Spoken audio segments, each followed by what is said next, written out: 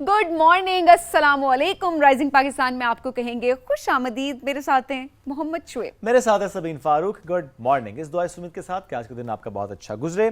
आज हम जरा बात करते हैं पेशेंस की।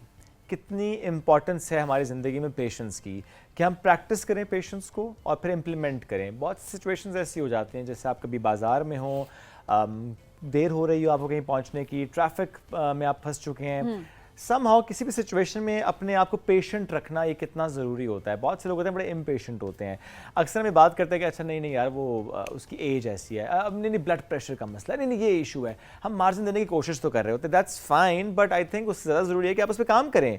Fix this. सिर्फ ये कह देना मेरा ये मसला है कि मैं इम्पेशेंट हूँ, या मेरा ये मसला है कि मैं रिएक्ट कर जाता हूँ, या मेरा ये मसला है कि मुझसे बर्दाश्त नहीं होता, ये कहना ठीक है आपने कह दिया, बट इस पर हम काम क्यों नहीं कर रहे? काम करना बहुत ज़रूरी है अपने ऊपर, ताकि हम अपने इस ट्रेट को बेहतर कर सकें। आप ट्रैफिक की हम देख लें, गाड़ी चलाते हुए आप देख लें कि कितने इम्पेशेंट होते हैं हम। पहुंचना पता नहीं कहाँ होता है, समझ ही नहीं आती। आपके पास से ऐसे गाड़ी कट मारते हुए निकलेगी कि आप सोचेंगे कि पता नहीं कौन सी इमरजेंसी है। कुछ भी नहीं होगा, आपको अगले सिग्नल पे दोबारा वही खड़े हुए मिलेंगे। और सिग्नल के पे भी आप देखें तो बस बर्दाश्त नहीं हो रहा था कि कब सिग्नल। ये जो हमारा सब्र है ना, ये बड़ा ज़रूरी होता है कि आपकी शख्सियत में ठहराव बहुत ज़रूरी होना चाहिए। और इसके लिए आप डिफरेंट एक्सरसाइजेस कर सकते हैं। हम अपने शो में भी अक्सर बात करते हैं कि योगा बहुत ज़रूरी है, मेडिटेशन बहुत ज़रूरी है। आप कोई भी ऐसी एक्टिविटी करें जो आपको सुकून दे, आपके दिमाग को सुकून दे। ये आपने जो बात की शुएब कि इस पे काम करना ज़रूरी है। मैंने इतने लोगों को देखा है जी, मेरे से तो सब्र नहीं होता, मैं बड़ा बेसब्र हूँ या मैं बड़ी बेसब्री हूँ। अक्सर हम ये बात तो आप बीमार ना इलाज कराएं। आपको इलाज की ज़रूरत है, आप थेरेपी की तरफ जाएं। ज़रूरी है कि आप थेरेपी करें, बिकॉज ये आपकी पर्सनैलिटी का पार्ट बन जाता है। और ऐसे ही लोग देखे हमने कि जिनको एंजाइटी भी होती है, ऐसे ही लोग हमने देखे हैं जिनको एग्रेशन का इशू भी होता है, ब्लड प्रेशर वो इतने एग्रेसिव होते हैं, उनको सुकून ही कभी नहीं मिल रहा होता। और हार्ट बीट जिनकी देखा वो तेज़ होना शुरू हो जाती है। और अपने रिश्तों के साथ भी उनकी एक अच्छा रिलेशन जो है अपने लोगों के साथ, आपके आसपास के लोग मुतासिर हो रहे हैं, आपके रिलेशंस मुतासिर हो रहे होते हैं, पता ही नहीं होता, आपको बर्दाश्त कर रहे होते हैं, आपकी प्रोफेशनल लाइफ मुतासिर हो रही होती है। तो to have a quality of life, improved quality of life, उसके लिए बहुत ज़रूरी होता है कि आप अंडरस्टैंड करें कि इशू क्या है, उस इशू को आप फिर एड्रेस करें। एड्रेस करने के लिए if you need a professional help, तो it's completely fine and okay that you go for a professional help. Patience पे तो हमने बात की है, सो किया कुछ और मौज़ूआत पे भी हम करेंगे बात। कुछ मेहमानों से आपकी मुलाकात कराएंगे जैसे हम रोज़ाना करवाते हैं, और आज भी मेहमान बहुत ख़ास हैं, कुछ और शहरों से आपके लिए, बल्कि आपके पसंदीदा हमने ऐसे मेहमान बुलाए हैं कि जिनको सुनकर आपको भी लगेगा बहुत अच्छा। तो रहिए हमारे साथ, ये है राइजिंग पाकिस्तान।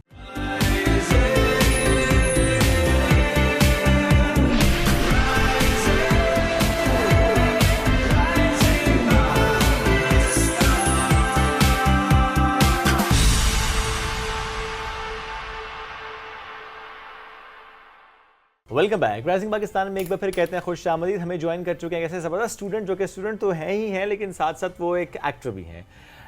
MBBS के स्टूडेंट हैं 4th ईयर में, और साथ ही वो एज एन एक्टर अपनी सलाहियतों का लोहा मनवा रहे हैं। बहुत से इवेंट्स में वो जाके पार्टिसिपेट कर चुके हैं, बल्कि एक इवेंट का मैं ज़रूर यहाँ पे नाम लूँगा जो कि लाहौर में हुआ था, और वहाँ पर उन्हें best actor, national best actor का अवार्ड भी मिला था। तो कई अवार्ड्स आई एम श्योर उन्होंने लिए होंगे।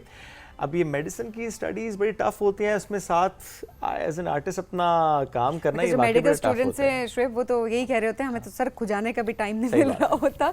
और ऐसे में थिएटर को कंटिन्यू करना, एक्टिंग को कंटिन्यू करना, अपने शौक को साथ लेकर चलना, ये ज़ाहिर है बड़ा मुश्किल काम है। लेकिन अब इसमें एक सवाल बड़ा बुनियादी ये भी बनता है कि डॉक्टर बनेंगे। I was about to ask you कि एक्चुअली बनना क्या चाहते हो भाई?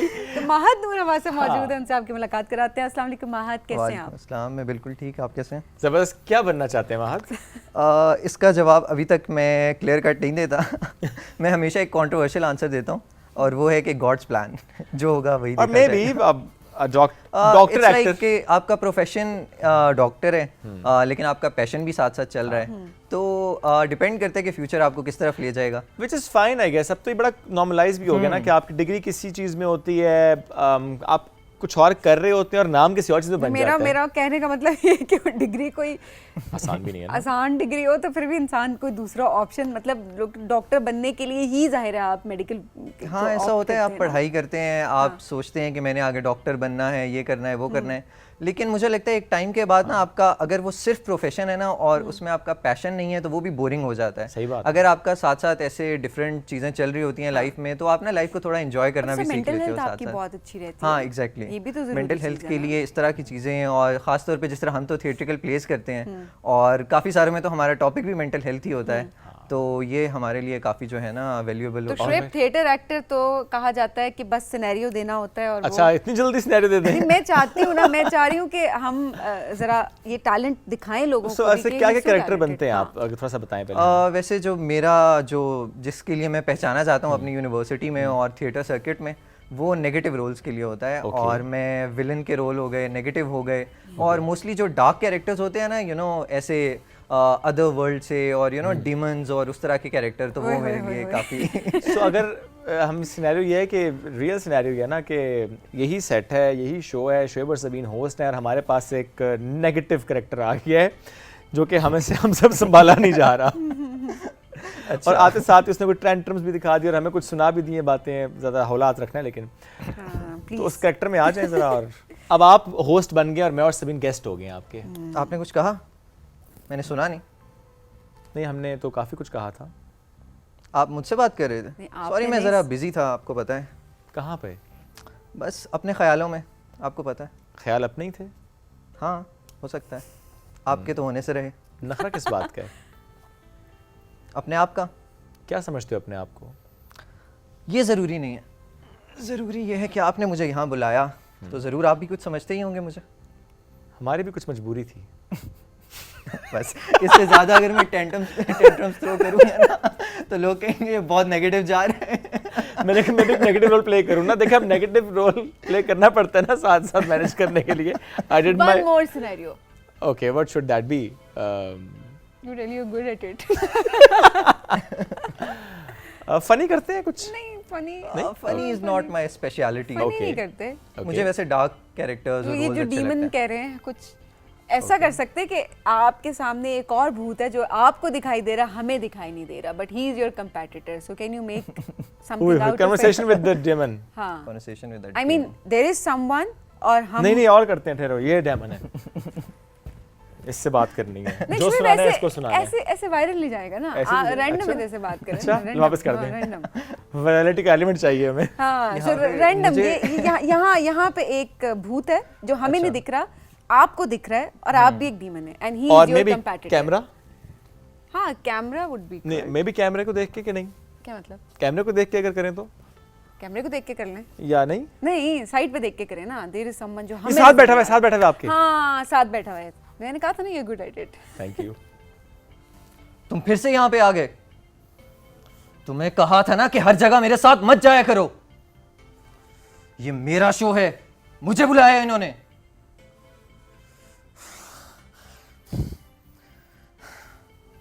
आखिर कब तक मैं तुम्हें अपने साथ साथ लेकर फिरता रहूंगा? नहीं बर्दाश्त कर सकता मैं इसको, तंग आ चुका हूं। क्या आप लोग देख सकते हैं इसे? नहीं, हमें नजर नहीं हमें आ तो रहा। नहीं दिख रहा है। देख सकते हैं इसे? हम मेरी जान का अजाब बनकर रह गया है। ये कौन है? इस सवाल का जवाब तो आज तक मैं खुद भी नहीं बता पाया। शायद ये मैं ही हूं।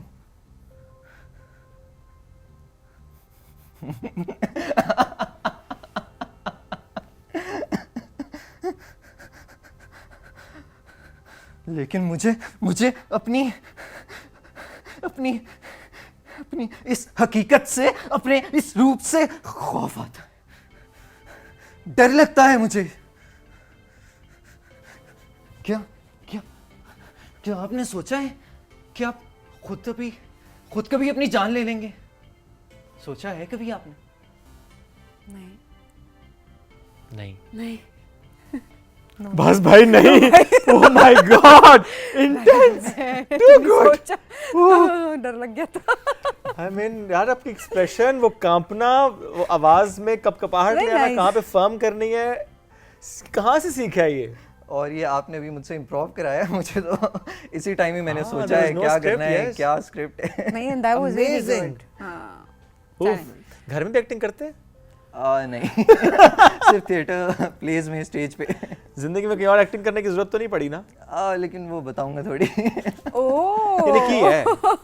नहीं ऐसा कुछ नहीं है।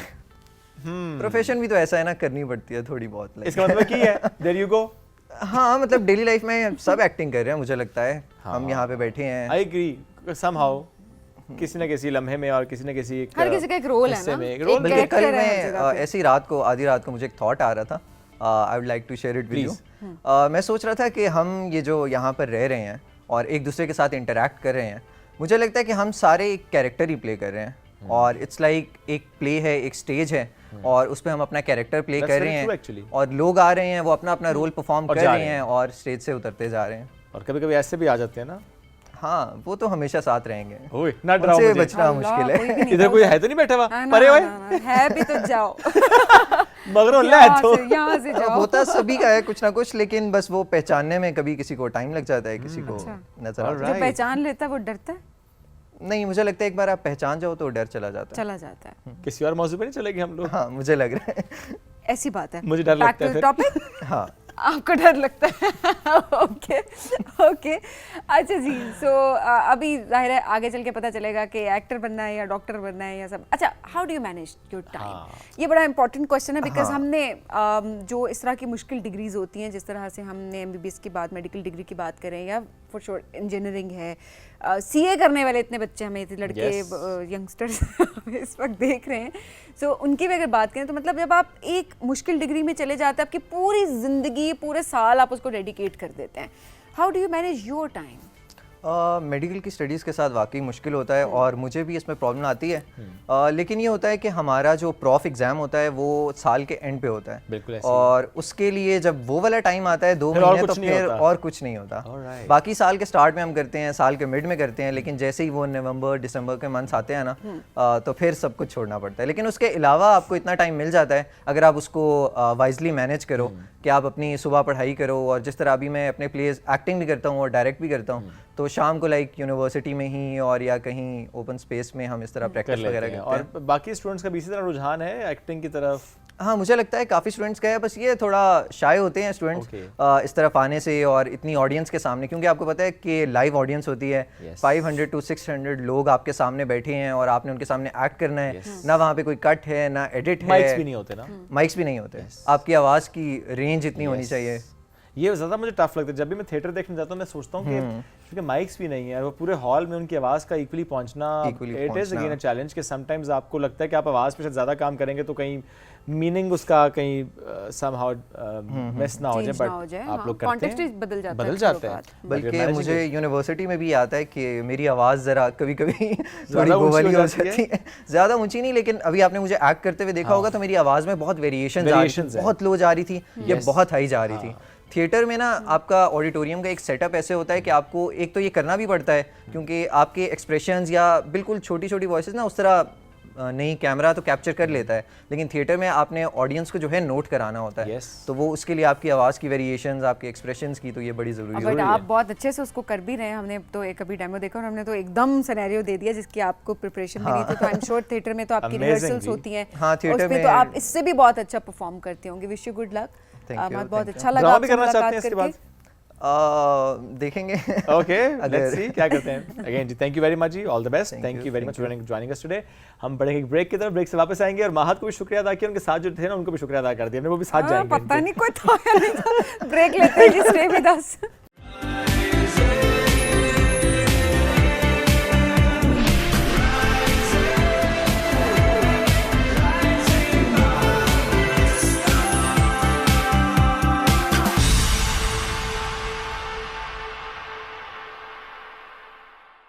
Welcome back. राइजिंग पाकिस्तान में एक बार फिर कहते हैं खुश आमदीद और बात करते हैं खेलों की। जब खेलों की बात करें तो फुटबॉल का क्रेज हमें नजर आता है अब तो बहुत ज्यादा, विच इज़ वेरी गुड कि क्रिकेट से ज़रा सा निकले हैं। निकले से मुराद मेरी ये नहीं कि क्रिकेट छोड़ दिया है, बट और गेम्स पे भी उतना फोकस हम कर रहे हैं। शुक्र अल्हम्दुलिल्लाह। अल्हम्दुलिल्लाह। और फुटबॉल में स्पेशली हम देखते हैं कि बच्चों का बहुत ज़्यादा रुझान है और वो फुटबॉल अब स्कूल्स में भी डिफरेंट क्लब्स में भी खेल भी रहे हैं और बड़ा अच्छा काम चल रहा है जी फुटबॉल में। ऐसे में पाकिस्तान की जो स्ट्रीट फुटबॉल टीम है हम उसकी बात कर लेते हैं। हम वक्तन फ़वक्तन उनसे बात करते भी रहते हैं, उनके जो इवेंट्स होते हैं उस पर बात भी कर रहे होते हैं। अभी 26 जुलाई को हमारी ये टीम जा रही है जनाब नॉर्वे में, अंडर 17 ये टूर्नामेंट है जिसमें उन्होंने पार्टिसिपेट करना है। उसके बाद जाना है UK. So time to time इनके जो इवेंट्स हैं जिसमें ये जाते हैं और अपना लोहा मनवाते हैं। अच्छा, ज़बरदस्त बात यह है कि स्ट्रीट चिल्ड्रन होते हैं, लोगों को हम अगर बैकग्राउंड भी देते चलें। सो प्रोजेक्ट है जी मैदान, और इसके थ्रू ऐसे होता है कि जो स्ट्रीट चिल्ड्रन है उनकी एक टीम बनती है और वो टीम इंटरनेशनल लेवल पे जाकर पाकिस्तान को रिप्रेजेंट करती है और डिफरेंट टूर्नामेंट्स जो है वो खेल रही होती है। और नॉर्वे में नॉर्वे कप के लिए जा रही है, वहाँ पर भी अंडर 17 डिफरेंट टीम्स वहाँ पर मौजूद होंगी, प्रोफेशनल्स होंगे ऑब्वियसली, लेकिन हमारे स्ट्रीट चिल्ड्रन, हमारी जो टीम है माशाल्लाह वो भी बड़ी प्रोफेशनल है क्योंकि उनकी ट्रेनिंग भी बहुत ज़बरदस्त की गई है। यूके में प्रीमियर लीग है, उसने इन्वाइट किया है इस पूरी टीम को, तो नॉर्वे से होते हुए यूके जाएंगे। इस बार जो है शोएब एक नई टीम है, नए बच्चे होंगे, नई टीम है, बिल्कुल एक नई टीम है, नए बच्चे हैं, उनको ट्रेन किया गया है और वो फर्स्ट टाइम ये टीम जारी होगी। That's amazing कि शायद पाकिस्तान के भी कुछ शहरों के अलावा कहीं गए नहीं होंगे, लेकिन अब वो सीधा नॉर्वे एंड देन यूके। तो आज इस प्रोजेक्ट से मुतालिक भी बात करेंगे, जो आपने कहा कि नई टीम है, किस तरह से सिलेक्शन होती है। तो जो प्रोजेक्ट मैनेजर हैं रेहान ताहिर, वो भी हमें ज्वाइन कर चुके हैं, उनको वेलकम करते हैं। अस्सलाम वालेकुम जी, कैसे हैं आप? जी वालेकुम अस्सलाम, बहुत so good to have you. साथ मौजूद प्लेयर हैं साकिब रजा, उनको भी करते हैं वेलकम। अस्सलाम वालेकुम साकिब, कैसे हैं? वालेकुम सलाम, ठीक ठाक। कहाँ से ताल्लुक है आपका? फैसलाबाद से। सिलेक्शन कैसे हुई आपकी? सिलेक्शन हमारे इलाके में फैसलाबाद में आए थे ट्रायल लेने, उधर मैदान वाले। हम उधर ट्रायल देने आए, उधर 300-400 बच्चे थे ट्रायल देने वाले। अच्छा। उधर से सिलेक्ट हुआ, फिर हम वजीराबाद गए, उधर ट्रायल हुए, उधर 160 लड़के थे। ओके। उधर से सिलेक्ट हुआ, फिर 60 लड़के आए इस्लामाबाद में, उधर सिलेक्ट हुआ, उधर 60 लड़कों में आया, फिर इन लोगों ने छुट्टी पे भेज दिया घर। फिर उन लोगों ने बुलाया, 15 लड़कों को बुलाया, उनमें हमारा नाम आया जो हम नॉर्वे टीम जा रही है नॉर्वे कप के लिए, उसमें सिलेक्ट हुआ हूँ अल्हम्दुलिल्लाह। और किस पे खेलते हैं आप? मिडफील्ड खेलते हैं? हम गोलकीपर खेलते हैं। ओके, गोलकीपर है आप? Yes sir. आप टीम में गोलकीपर हमारे साथ मौजूद है, जबरदस्त। तो रेहान से पूछते हैं कि ये गोलकीपर, ये जो हीरा ढूंढा है फैसलाबाद से, it's a long process actually. तो रेहान थोड़ा सा बताएं कि नई टीम, ये तो वाकई और चैलेंजिंग काम हो गया ना। होता है कि चलो यार बंदा कहते हैं 2-4 ऐड करते हैं इस बार, नए आहिस्ता आहिस्ता नए प्लेयर्स, आपने पूरी टीम ही नई सिलेक्ट कर ली है। जी बहुत शुक्रिया आप तमाम अहबाब का, ख़ास तौर पर हमारी आवाज़ उन दूर दराज इलाकों तक पहुंचाने के लिए जो प्रोजेक्ट मैदान को जानते भी हैं, सराहते भी हैं, और गवर्नमेंट ऑफ पाकिस्तान का भी शुक्रिया कि जो इस प्रोजेक्ट को पहले दिन से एक्नॉलेज भी करती है और हमारी सर्विसेज को ख़ास तौर पर जो ह्यूमैनिटेरियन पर्सपेक्टिव में उनको वो मानती भी है। पाकिस्तान का हम क्लेम करते हैं सबसे बड़ा grass root football development programme है मैदान। ओके। 2200 बच्चे इस साल हमारे इस ट्रायल का हिस्सा बने। ओके। दिसंबर 2024 में इसका आगाज़ हुआ, 3 माह जिसमें लंडी कोतल से लेकर कराची तक हमने ट्रायल्स किए। हम किसी को बच्चे को किसी मेन सिटी में नहीं बुलाते, हम कोशिश करते हैं उसके गांव तक पहुंचे, ताकि उसके पास जो किराए का भी मत में कर वो चैलेंज है तो वो चैलेंज भी ना हो। ये बच्चा जो इस वक्त मौजूद है, ये चक नंबर 346 गाफ बेग फैसलाबाद का गाँव है, तो हमने तांदरिया वाला में जो करीब तरीन उसका इलाका था, हमने वहाँ ट्रायल रखे। इसी तरह हड़प्पा में, साहिवाल में, रहीम खान में, कोयटा में, कराची में, हर जगह पर हमने कोशिश की। 30 से ज़ायद मुकामात पे ये ट्रायल्स हुए। तो 2200 बच्चों का जो क्रेज़ था, आप देखिए कि उसमें से स्क्रीन आउट करना, जैसा कि इन्होंने खुद बताया अभी साकिब ने, और 2200 से 167 बच्चों को फिर हमने फुली फ्लैज उनकी लॉजिंग एंड मैसिंग को सपोर्ट करते हुए वजीराबाद बुलाया, जहाँ पर मुस्लिम बैंड का सबसे बड़ा एजुकेशनल कॉम्प्लेक्स है। तो ये उन बच्चों के साथ घुल मिल जाएं जो तालीम से आरास्ता है, जो तालीम हासिल कर रहे हैं, ताकि इनको भी एक जज्बा भी मिले, सीखने की लर्निंग भी मिले, और वो एक कैडेट कॉलेज का जो पूरा एक माहौल है, ये उस माहौल में देखें कि पाकिस्तान में अगर हम तालीम को भी हासिल करेंगे तो हम किस तरह अपनी तरक्की को और अपनी रोशन मुस्तकबिल की जानिब आगे बढ़ सकते हैं। ये तो वैसे बहुत सारे बच्चों के फिर गिले रह जाते होंगे उनको, जो नहीं हो पाते। एग्जैक्टली, मैं यही कह रही हूँ कि मैनेज कैसे करते होंगे, क्योंकि वाकई फुटबॉल का क्रेज बहुत ज़्यादा है। उसके बाद फिर हमने 167 बच्चों को 2 माह की ट्रेनिंग दी, और बहुत ज़बरदस्त कोचेज़ हमारे साथ इस पूरे सफ़र में शामिल रहे। कोच रशीद का नाम ना लूँ तो ज़्यादती होगी, जो पाकिस्तान के नेशनल टीम के कोच भी रहे गए, मायनाज खिलाड़ी भी रहे, और 10 सालों से इस प्रोजेक्ट मैदान के साथ हैं।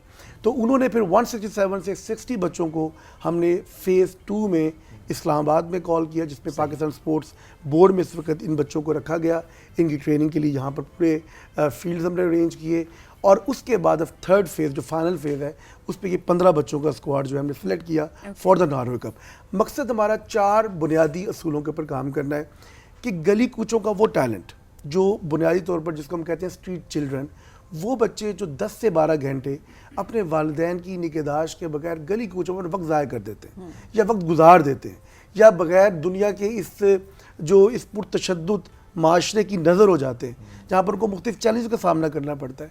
हमने उन बच्चों को इंगेज किया और वो बच्चे क्रेज़ रखते थे फुटबॉल, तो स्पोर्ट्स फॉर डेवलपमेंट का ये प्रोग्राम है बुनियादी तौर पर कि किसी खेल में अगर वो बहुत ज़्यादा मुमताज़ है तो क्यों ना उनको इलाकाई सतह पर, मुकामी सतह पर, फिर कौमी सतह पर और आलमी सतह पर लेके जाएं। 4 अहदाफ हमारे हैं बुनियादी तौर पर: राइट टू प्ले, खेल का हक; राइट टू एजुकेट, तालीम का हक; राइट टू आइडेंटिटी, शनाख्त का हक। इन बच्चों के पासपोर्ट भी फर्स्ट टाइम बने हैं, किसी बच्चे का बेफॉर्म नहीं बन रहा था, तो उस आइडेंटिटी क्राइसिस को भी एज अ चैलेंज हमने जो है ना वो लिया।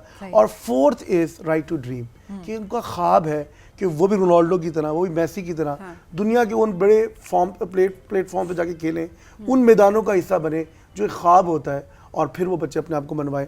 तो ये 11वीं काविश है मुस्लिम हैंड के प्रोजेक्ट मैदान की, जो इस साल नॉर्वे कप की सूरत में होगी। बट ये पूरी नई टीम, ये हर दफ़ा ऐसे ही होता है? इसमें 2 या 3 बच्चे वो होते हैं जो पिछले साल हमारे साथ गए थे, जो अंडर 16 थे उस वक्त, अब वो 17 है। ओके। हम कोशिश करते हैं कि बच्चों के ऊपर काम किया जाए जो मुस्तकबिल बने। आपको पता है इस वक्त पाकिस्तान के अंदर जो फुटबॉल का रिवाइवल है, मैं ये क्लेम करता हूँ इस मोहब्बत और अकीदत के पैगाम के साथ कि प्रोजेक्ट मैदान का उसमें सबसे बड़ा हिस्सा है। बिल्कुल हमारे 5 खिलाड़ी इस वक्त नेशनल टीम का हिस्सा है। हमारे 5 खिलाड़ी जो इसमें जुनेद शाह, बड़ा मशहूर नाम, वो बलूचिस्तान से थे, वो हिस्सा हैं। लियारी के बच्चे जो 14 में ब्राज़ील गए वो हिस्सा हैं, जो 18 में रशिया जिनको हम लेकर गए वो हिस्सा है। तो अभी हमारे 2 खिलाड़ी इस वक्त जो टीम 2024 में जो गई थी, आपके साथ पहले मुलाकात भी हुई, वो नेशनल टीम का हिस्सा है। अंडर 17 की पूरी फुटबॉल टीम पिछले साल जो गई है किसी साउथ एशियन कंट्री में, आई फॉरगॉट द नेम, वो पूरी टीम में 9 खिलाड़ी प्रोजेक्ट मैदान के थे। तो ये बहुत बड़ा खासा है। हमने पनीरी दी है इस कौम को, और हम कोशिश क्या करते हैं कि लोगों को इस साकिब रज़ा को देख के बाकी बच्चे जो आज देख रहे हैं उनको ये लगे कि पाकिस्तान में ऐसे लोग मौजूद हैं, ऐसे इदारे मौजूद हैं, हुकूमत मौजूद है जो सरपरस्ती करती है। और आपको मज़े की बात बताऊं, एवरी ईयर हमारी जो स्टैंडिंग ऑफ सेरेमनी है, या तो प्राइम मिनिस्टर पाकिस्तान खुद करते हैं या प्रेसिडेंट ऑफ पाकिस्तान करते हैं। ममनून हुसैन साहब से लेके अब तक अल्हम्दुलिल्लाह हर गवर्नमेंट ने इन बच्चों को सर पे शफकत का हाथ रखने का मकसद सिर्फ ये होता है कि बाकी बच्चों को एक पैगाम चला जाए, यार ये बच्चे भी कुछ करते तो हम भी कुछ करते। तो ये कॉज है ना, आप देखें हर कोई इस कॉज के साथ जुड़ना चाह रहा होता है, और अभी भी प्राइम मिनिस्टर यूथ प्रोग्राम है, उसकी तरफ से भी आपको अच्छी सपोर्ट भी हासिल है। और वो हमारे साथ उनका मेमोरेंडम ऑफ अंडरस्टैंडिंग भी तय हुआ। राना मशहूद साहब ने हमारे साथ लास्ट ईयर भी, उससे पहले भी। हम सिर्फ प्रोजेक्ट मैदान सिर्फ फुटबॉल के अलावा और भी खेल को प्रमोट करने के लिए काम कर रहा होता है, और कोशिश फिर वही है कि उन बच्चों को जो बच्चे चाहते हैं, निगलेक्टेड हैं, जिनको सपोर्ट नहीं मिल रही, अपॉर्चुनिटीज नहीं मिली, जो करना तो चाहते हैं लेकिन उनको शायद ये लगता होगा हम कभी कर नहीं पाएंगे, तो आप उनको वाकई वो बता देंगे नहीं नहीं आप ख्वाब देखें, वो ख्वाब हकीकत बनेगा। थोड़ा मुझे बताएं साकिब आप भी कि अब जब नॉर्वे जाना है, कितनी एक्साइटमेंट है, कितनी खुशी है, क्या सोच रहे हो? बहुत ज़्यादा खुशी है हमें, बहुत ज़्यादा खुशी है। हम नॉर्वे जा रहे हैं। सोचा था कभी जाओगे? नहीं, ये तो नहीं सोचा था, पर इंशाल्लाह अब आ गए हैं, इंशाल्लाह हम जीत कर आएंगे नॉर्वे कप। इंशाल्लाह। और फिर नॉर्वे के बाद इंग्लैंड इंशाल्लाह उधर से भी जीत कर आएंगे। तो ये तो दो मुल्क, और क्या बात है, ये तो बड़ी अचीवमेंट। अच्छा, कितनी रिस्पॉन्सिबिलिटी भी फील हो रही है, बिकॉज देखो घूमने फिरने का तो अपना एक होता है, मज़ा भी है, क्रेज़ भी है, सब कुछ है, बट एक जिम्मेदारी भी तो, जिस तरह 2200 बच्चे रेहान साहब ने बताया, उसमें से इतने बच्चे सेलेक्ट होना, एक छोटी सी टीम, और उसके बाद पूरे पाकिस्तान की रिप्रेजेंटेशन, कितनी बड़ी रिस्पॉन्सिबिलिटी फील हो रही है? बहुत ज़्यादा हो रही है हमें, बहुत ज़्यादा। उसके लिए मेहनत भी कर रहे हो? हम मेहनत कर रहे हैं। हम फर्स्ट टाइम भी ट्रेनिंग करते हैं, सेकंड टाइम भी ट्रेनिंग करते हैं, 3-3 घंटे करते हैं। रूटीन क्या होती है पूरे दिन की? रूटीन सुबह उठते हैं 4 बजे, हम नमाज़ पढ़ते हैं, नमाज़ पढ़ कर सामान उठा के ट्रेनिंग से आते हैं, नाश्ता करते हैं, फिर रेस्ट करते हैं, रेस्ट कर फिर शाम 5 बजे जाते हैं, 7:30-8 बजे घर आते हैं, फिर शाम को रेस्ट करते हैं। और घर से दूर है थोड़ा सा? तकरीबन नज़दीक ही, ज़्यादा दूर नहीं है। स्पोर्ट्स कॉम्प्लेक्स में हम रहते हैं, इस्लामाबाद। नहीं, लेकिन फैसलाबाद तो दूर है ना? वो जहाँ से आप आए हो। इस्लामाबाद। नहीं, मेरा मतलब है कि अब घर वालों से दूर, मैं ये पूछना चाह रहा था। हाँ, घर वालों से दूर है। तो मिस कर रहे हैं उन्हें? हाँ, मिस कर रहा हूँ। किसे मिस कर रहे हैं? वालदा को। वालदा को मिस कर रहे हैं। वालिद अच्छा, तो फौत हो गए हैं। वालिद फौत हो गए हैं। क्राइटेरिया भी यही है स्ट्रीट फुटबॉल में? नो नो, इस पे कोई बच्चा भी आ सकता कोई है। बच्चा भी आ सकता है। जो स्ट्रीट जिसको आप कैटेगरी में करते हैं, जो मुख्तलिफ क्लब्स जो हमारे 33 से ज़ायद अकेडमीज़ हैं उनका हिस्सा होता है। हम उन अकेडमीज़ को ही बेसिकली अपने साथ कनेक्ट कर रहे होते हैं और पूरा साल उनको एनरिच कर रहे होते हैं, इक्विप कर रहे होते हैं, उन कोचेज़ को सपोर्ट कर रहे होते हैं जो इलाकाई सतह पर फुटबॉल के फ़रोग। इसमें कुछ बच्चे वो भी हैं कि जुम्मे के जुम्मे जिनको मौका मिलता है खेलने का, जो दिहाड़ीदार मजदूर भी हैं, जो किसी फैक्ट्री के छोटे हैं लेकिन घर के बड़े हैं, जो किसी दुकान पे किसी होटल पे काम करते हैं। हमारा एक पुराना प्लेयर था, मुझे याद है कि वो उसका जो बॉडी स्ट्रक्चर था वो जर्मनी के लड़कों से भी खूबसूरत था, बेहतर था और तवाना था, बड़ा ज़बरदस्त था। और वो जो है वो अपने गांव देहात में दातरियाँ चलाता था। आप देखिए कि अल्लाह ताला ने उसको उससे एक महारत दी और फुटबॉल में जब वो आया तो आप देखिए अरशद नदीम की स्टोरी क्या है कि ईंटें फेंकने वाला नेज़ा फेंकने लग गया और दुनिया में उसने। तो यही वो स्टोरीज़ हैं कि जिनमें हर बच्चे की कहानी है और ये बच्चे मैं समझता हूँ कि यही राइजिंग पाकिस्तान और यही पाकिस्तान का मुस्तकबिल है जी। ये बड़े आप हीरे तलाश कर रहे हैं। सीधी जी शुएब ने शुरू में बात की ना, तलाश भी रहे हैं। कॉलेज करना भी बहुत इंपॉर्टेंट है ना कि आपको किसी में पोटेंशियल नज़र तो आ रहा होता है लेकिन फिर आपने उसको तराशना भी होता है कि उसकी एनर्जी को चैनलाइज भी करना होता है कि अच्छा वो दुरुस्त समत में जा रहा हो। अच्छा, इसके साथ जो आपने कहा ना 4 प्रिंसिपल्स की आपने बात भी की, तो ठीक है वो खेल वाला फोकस समझेगा। तो एजुकेशन के लिए आप लोग क्या कर रहे हैं फिर? हम ट्राई करते हैं, कोशिश करते हैं कि उन बच्चों को, अव्वल तो इसमें मेजॉरिटी बच्चे वो होते हैं कि जो तालीम से दूर होते हैं। हम कोशिश करते हैं कि उन बच्चों को वो मौके दिए जाएँ, वो स्टाइपेंड दिए जाएँ। जब ये बच्चे अगर किसी काम या अपने किसी ऐसे रोजगार से अगर वाबस्ता हैं तो हमने इनका स्टाइपेंड लगाना है इनकी वालदा के लिए, ताकि इनकी क्योंकि घर वाले तो कहते हैं आप तो हमारे बच्चों को और ख़राब कर रहे हैं, खिलाने वो तो पैसे लेके आ रहे थे। तो एक तो उनका स्कॉलरशिप, हम उसको कहते हैं, हर बच्चे को स्कॉलरशिप दिया जा रहा है। ठीक है। और ये बड़ी पेटेंट बात मैं आपसे कर रहा हूँ। और कई ऐसे और बच्चे हैं जिनको हमने स्कॉलरशिप पे अल्हम्दुलिल्लाह इस वक्त उनके जारी हो रहे हैं माहाना की बुनियाद पर। एक तो ये बात है, एक तो ये कहता है कि वो फोकस रहें फुटबॉल की इस गेम में और हम उनकी फैमिली को सपोर्ट करें। ऑफ कोर्स उनको खाना चाहिए, राशन चाहिए, बेसिक नीड्स चाहिए। दूसरा ये कि हम उनको एजुकेशन में सपोर्ट करें। तो स्कॉलरशिप प्रोग्राम है हमारा जिसके अंदर ये तमाम बच्चे 2018 में जो अब्दुल्ला हमारे फुटबॉल के कैप्टन थे, इस वक्त वो टर्की में एजुकेशन हासिल कर रहे हैं। तो मुस्लिम एंड स्पॉन्सरिंग ऑल इस एक्सपेंसेस। इसी तरह हमारे और बच्चे, अभी जो पिछले साल 2023 में हमारा साहिल खटक जो बहुत राइजिंग बच्चा था, वो गोलकीपर था, जैसे ही पाकिस्तान आया तो फुटबॉल स्कॉलरशिप है वो उसको मिल गया। और शर्मीन उबैद चुनाई ने, क्योंकि 2022 में उस पर एक डॉक्यूमेंट्री बनाई थी आई एम समबॉडी के नाम से, तो वो दुनिया में मुतारिफ हो गया उसके एक, और अभी उसको वापडा में उसकी जॉब हो गई। तो देखिए अब उसकी 85,000 का एक स्टाइपेंड लग गया, एक जॉब लग गई। तो इस तरह हम उन बच्चों को कोशिश करते हैं कि जो बच्चे हमारे सर्कल में आ जाए, एटलीस्ट हम उनके फ्यूचर को सिक्योर करने में अपना बेहतरीन किरदार, और आप लोग किरदार अदा भी कर रहे हैं। क्या करना चाहते हो आगे? फुटबॉल तो चलो चल रहा है लेकिन कुछ ऐसी चीज़ जो शेयर करना चाहता हूँ कि मैं ये करना चाहता हूँ, मैं यहाँ पहुँचना चाहता हूँ, क्या ख्वाब है? मेरा ये ख्वाब है मैं फुटबॉल खेलूँ और बहुत ज़्यादा खेलूँ और मैं ये नेवी या नेशनल टीम में जाना चाहते हो? कब से खेल रहे हो फुटबॉल? 2-3 सालों में। अभी तो शौक था बस फुटबॉल खेलने का? था, हमारे इलाके में इधर पहले थे फैसलाबाद, इधर इनके क्लब में खेलते थे। अच्छा। तो उनको देखकर हमें लगा शौक, फिर हम भी खेलने लग गए। हमारा कोच है, साल हुआ वो फौत हो गए। अच्छा। शेर खान बलोच हैं, उसने हम पर बहुत मेहनत की है, बहुत ज़्यादा मेहनत की। फिर हमें ये मौका मिला, फिर हम इधर आए, ट्रायल दिया हम। और जब खेलने जाते थे अभी इस ट्रायल से पहले, तो अम्मी क्या कहती थी कि ठीक है जाओ खेलो, या कहती थी नहीं खेलने नहीं जाना? अम्मी नहीं कहती थी, अम्मी कहती हम अम्मी मना करती थी? अम्मी मना क्या कहती थी? नहीं खेलना, काम करो। तो क्या करते थे फिर? क्या मनाते कैसे थे अम्मी को? बस मना ही लेते थे, मिन्नतें लगा लेते थे। तो अब अम्मी के क्या तासुरात हैं, क्या कहती हैं? बहुत खुश है, बात करते हैं, बहुत खुश है। अब खुश है कि सिलेक्शन हुई है, अब नॉर्वे जाएगा बेटा, यूके जाएगा? बहुत ज्यादा खुश है अम्मी। चलें, बेटे की भी मेहनत कितनी ज्यादा है ना, ये भी तो मेहनत बहुत। अम्मी को मनाना सबसे बड़ी मेहनत होती है। सबसे बड़ी मेहनत ये होती है। उसके बाद फुटबॉल की मेहनत है वो नहीं थे भी फुटबॉल ना खेलो, कोई फ़ायदा नहीं इसमें। फिर मेरा कोच है, उसने फिर मेरे घर वालों से बात की, ये मुझे दे दो। फिर मेरे कोच ने अपने पास मुझे रखा, अपने घर में रखा। फिर वो मुझे ग्राउंड में सब कुछ अपने पास से लेकर देता था, फिर मैं खेलता था उधर ही। फिर तो वो आपको आपके घर वालों से ले ही लिया उसने आपको? हाँ, मैं उधर अभी उधर ही रहता हूँ।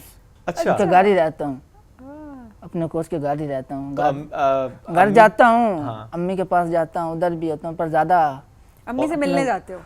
अम्मी के पास तो रहता हूँ पर ज़्यादा हम अब कोच के घर रहते तो हैं। 2 घर हो गए ना। हाँ, 2 घर हैं। दो घर हो गए। 2 घर हैं, आधा टाइम इधर देते हैं, आधा आधा टाइम उधर time देते हैं। हम ये ऐसे अच्छी कोई बात पात्र है। मोस्ट ज़्यादा हम करेंगे, अपने इनको छोड़ के कोच कहीं और चले जाएं। एग्जैक्टली। अच्छा रेहान साहब, अब जाहिर है ऐसे में बच्चों की फिटनेस भी बहुत जरूरी है, डाइट बहुत जरूरी है, एंड देन जो माशाल्लाह वो भी ठीक है, बहुत खिदमत अच्छी है। करते क्या हैं। खाते हो पूरे दिन के? चलो डाइट बताओ जरा हमें। बहुत है। क्या खाते हो? सुबह नाश्ता ब्रेड के साथ होता है, ब्रेड अंडे भी होते हैं, दूध भी होता है। ठीक है। कभी मैं पंजाबी में बताऊं, हाँ, बकरा पंजाबी होता होता है। भाई, हमारी ऑडियंस है, हम भी समझ सकते हैं। है, बकरा होता है, कट्टा होता है, उसके बाद सब्जी वगैरह सब कुछ होता है। ਹੋਰ ਕੀ ਹੁੰਦਾ Okay. ਹੈ ਕੀ ਸ਼ੈ ਹੁੰਦੀ ਹੈ बड़ा बड़ा ਦੁਪਹਿਰੇ ਕੀ ਸ਼ੈ ਹੁੰਦੀ ਹੈ सारी मुख्तलिफ चीज़ें होंदियां ने जी, कदी कोई ਤੇ शै ਕਿਹੜੀ ਸ਼ੈ ਤੈਨੂੰ ਸਭ ਤੋਂ ਜ਼ਿਆਦਾ ਚੰਗੀ ਲੱਗਦੀ ਹੈ बकरा। बकरा तो क्या इसके साथ यानी डाइट के साथ जो ट्रेनिंग चल रही है, कोई इसके अलावा भी आप लोग फिटनेस पे काम कर रहे होते हैं? जी, हमारे इस वक्त के माहिरीन जो कोचेस हैं वो मौजूद हैं। Strength training के लिए। डिफरेंट किस्म के जो इंस्ट्रक्टर्स हैं वो इनके साथ आते रहते हैं और उनको Okay. देखते रहते On हैं। and off हमारी- training चलती है। हमारी ख्वाहिश थी कि हम इंटरनेशनल कोचेस को भी बुलाते, लेकिन पाकिस्तान में भी टैलेंट की कमी नहीं है, instructors की बेशक कमी ऐसे नहीं ही है। है। तो हमने एक पूरा शेड्यूल इनका बनाया हुआ है, मार्च से लेके अब तक का सफ़र है। हम जून में इस वक्त मौजूद हैं, तो हम इनको इतना अरसा क्यों अपने पास रखते हैं? क्योंकि जाहिर सी बात है कि कहीं ना कहीं पर इन बच्चों की खुराक के हवाले से, न्यूट्रिशन वैल्यूज़ के हवाले कोई से भी कमी होती neglect ना है। तो किया हम जाए। उसको पूरा उस स्क्रीनिंग प्रोसेस के तहत उसकी स्ट्रक्चर को, उसकी खेल को, उसकी स्किल को इम्प्रूव करने की। और दूसरी बात, ये एम्बेसडर ऑफ पाकिस्तान बिल्कुल है। कि जब जाएंगे तो यकीनन पाकिस्तान की नुमाइंदगी करेंगे। एक एजाज़ हमारे पास और भी है, 2014 से लेके अब तक हमारा कोई बच्चा भी अल्हम्दुलिल्लाह किसी भी इंटरनेशनल मुल्क में स्किप नहीं हुआ आज तक। इनकी तरबियत में वो शामिल है चीज़ कि ये पाकिस्तान की नुमाइंदगी करते हैं, जो कि माजी में काफ़ी टीमों के साथ चैलेंजेस भी रहे। Yes. तो हम इनको तरबियत देते हैं कि आप वतन के लिए खेल रहे हैं, आप वतन की नुमाइंदगी करते हैं और कल को आकर आपने वतन की ही खिदमत करनी है। बेशक। दूसरी बात, 2023 में जब हम नॉर्वे गए, रिसेंटली जो विजिट की बात है आफ्टर कोविड, तो पाकिस्तान नॉर्वे में एक हाई रिस्क कंट्री लिस्ट में था। आप अपने करेंसी एक्सचेंज नहीं करवा सकते थे because of the high risk country. Pakistan को उन्होंने डिक्लेयर किया हुआ था। हमारा 2023 का टूर इतना शानदार रहा, हमारे फाइनल मैच को देखने के लिए हम फाइनल में थे, तो 5000 से ज़ायद सिर्फ पाकिस्तानी मौजूद था। Okay. और नॉर्वे दुनिया का वाहिद यूरोपियन मुल्क है, हम नॉर्वे फोकस इसलिए करते हैं जहाँ सबसे बड़ी ओवरसीज कम्युनिटी पाकिस्तानी है, इंडिया से भी ज़्यादा पाकिस्तान। बिल्कुल सही है। वरना इंडिया की आबादी ज़्यादा है तो वो ज़्यादा है हर जगह पर, तो पाकिस्तानी वहाँ बहुत ज़्यादा है। वो सपोर्ट भी करते हैं, उस कम्युनिटी का भी शुक्र अदा करता हूँ। तो वहाँ से जब वापस आए तो प्राइम मिनिस्टर से मुलाकात हुई और उन्होंने इस बात को 2024 में बताया कि पाकिस्तान इस वक्त नॉर्वे में पाकिस्तान जो है नॉर्वे में हाई रिस्क कंट्री नहीं। Wow, पाकिस्तान लेकिन just निकल because गया। of this- क्योंकि और तो हमने कुछ काम नहीं किया, हमने कोई ट्रेड नहीं की उनके अरे साथ। ये तो ये diplomacy एक है। ऐसा इवेंट था जिस इवेंट ने वहाँ पर सफारती लेकिन स्तर हाँ पर साहब, ये अचीवमेंट्स है ना, देखिए जिनका हम जिक्र कर रहे हैं, और बड़ा ज़रूरी है कि अपने अपने लेवल पे, अपनी अपनी कैपेसिटी में हर कोई हमारे इस तरह के हीरो को तलाशे और उसके बाद तराशे। ये बड़ी ज़रूरी चीज़ है। आप लोग बहुत अच्छा काम कर रहे हैं, बड़ा मुख्तसर था, बातें तो और भी, साकिब से भी और भी, लेकिन जीत बकरों- के आओ जरा दोबारा फिर हाँ, पूरी टीम के इंशाल्लाह, साथ इंशाल्लाह मुलाकात जीत करते के हैं। ऑल द बेस्ट जी इंशाल्लाह, आप बहुत दोनों को, शुक्रिया आपका। बल्कि पूरी टीम Thank को you. For sure. Thank you very much for joining us today. Thank you. एक ब्रेक की तरफ बढ़ेंगे नाज़रीन, ब्रेक से वापस आते रहिए साथ। ये है राइजिंग पाकिस्तान।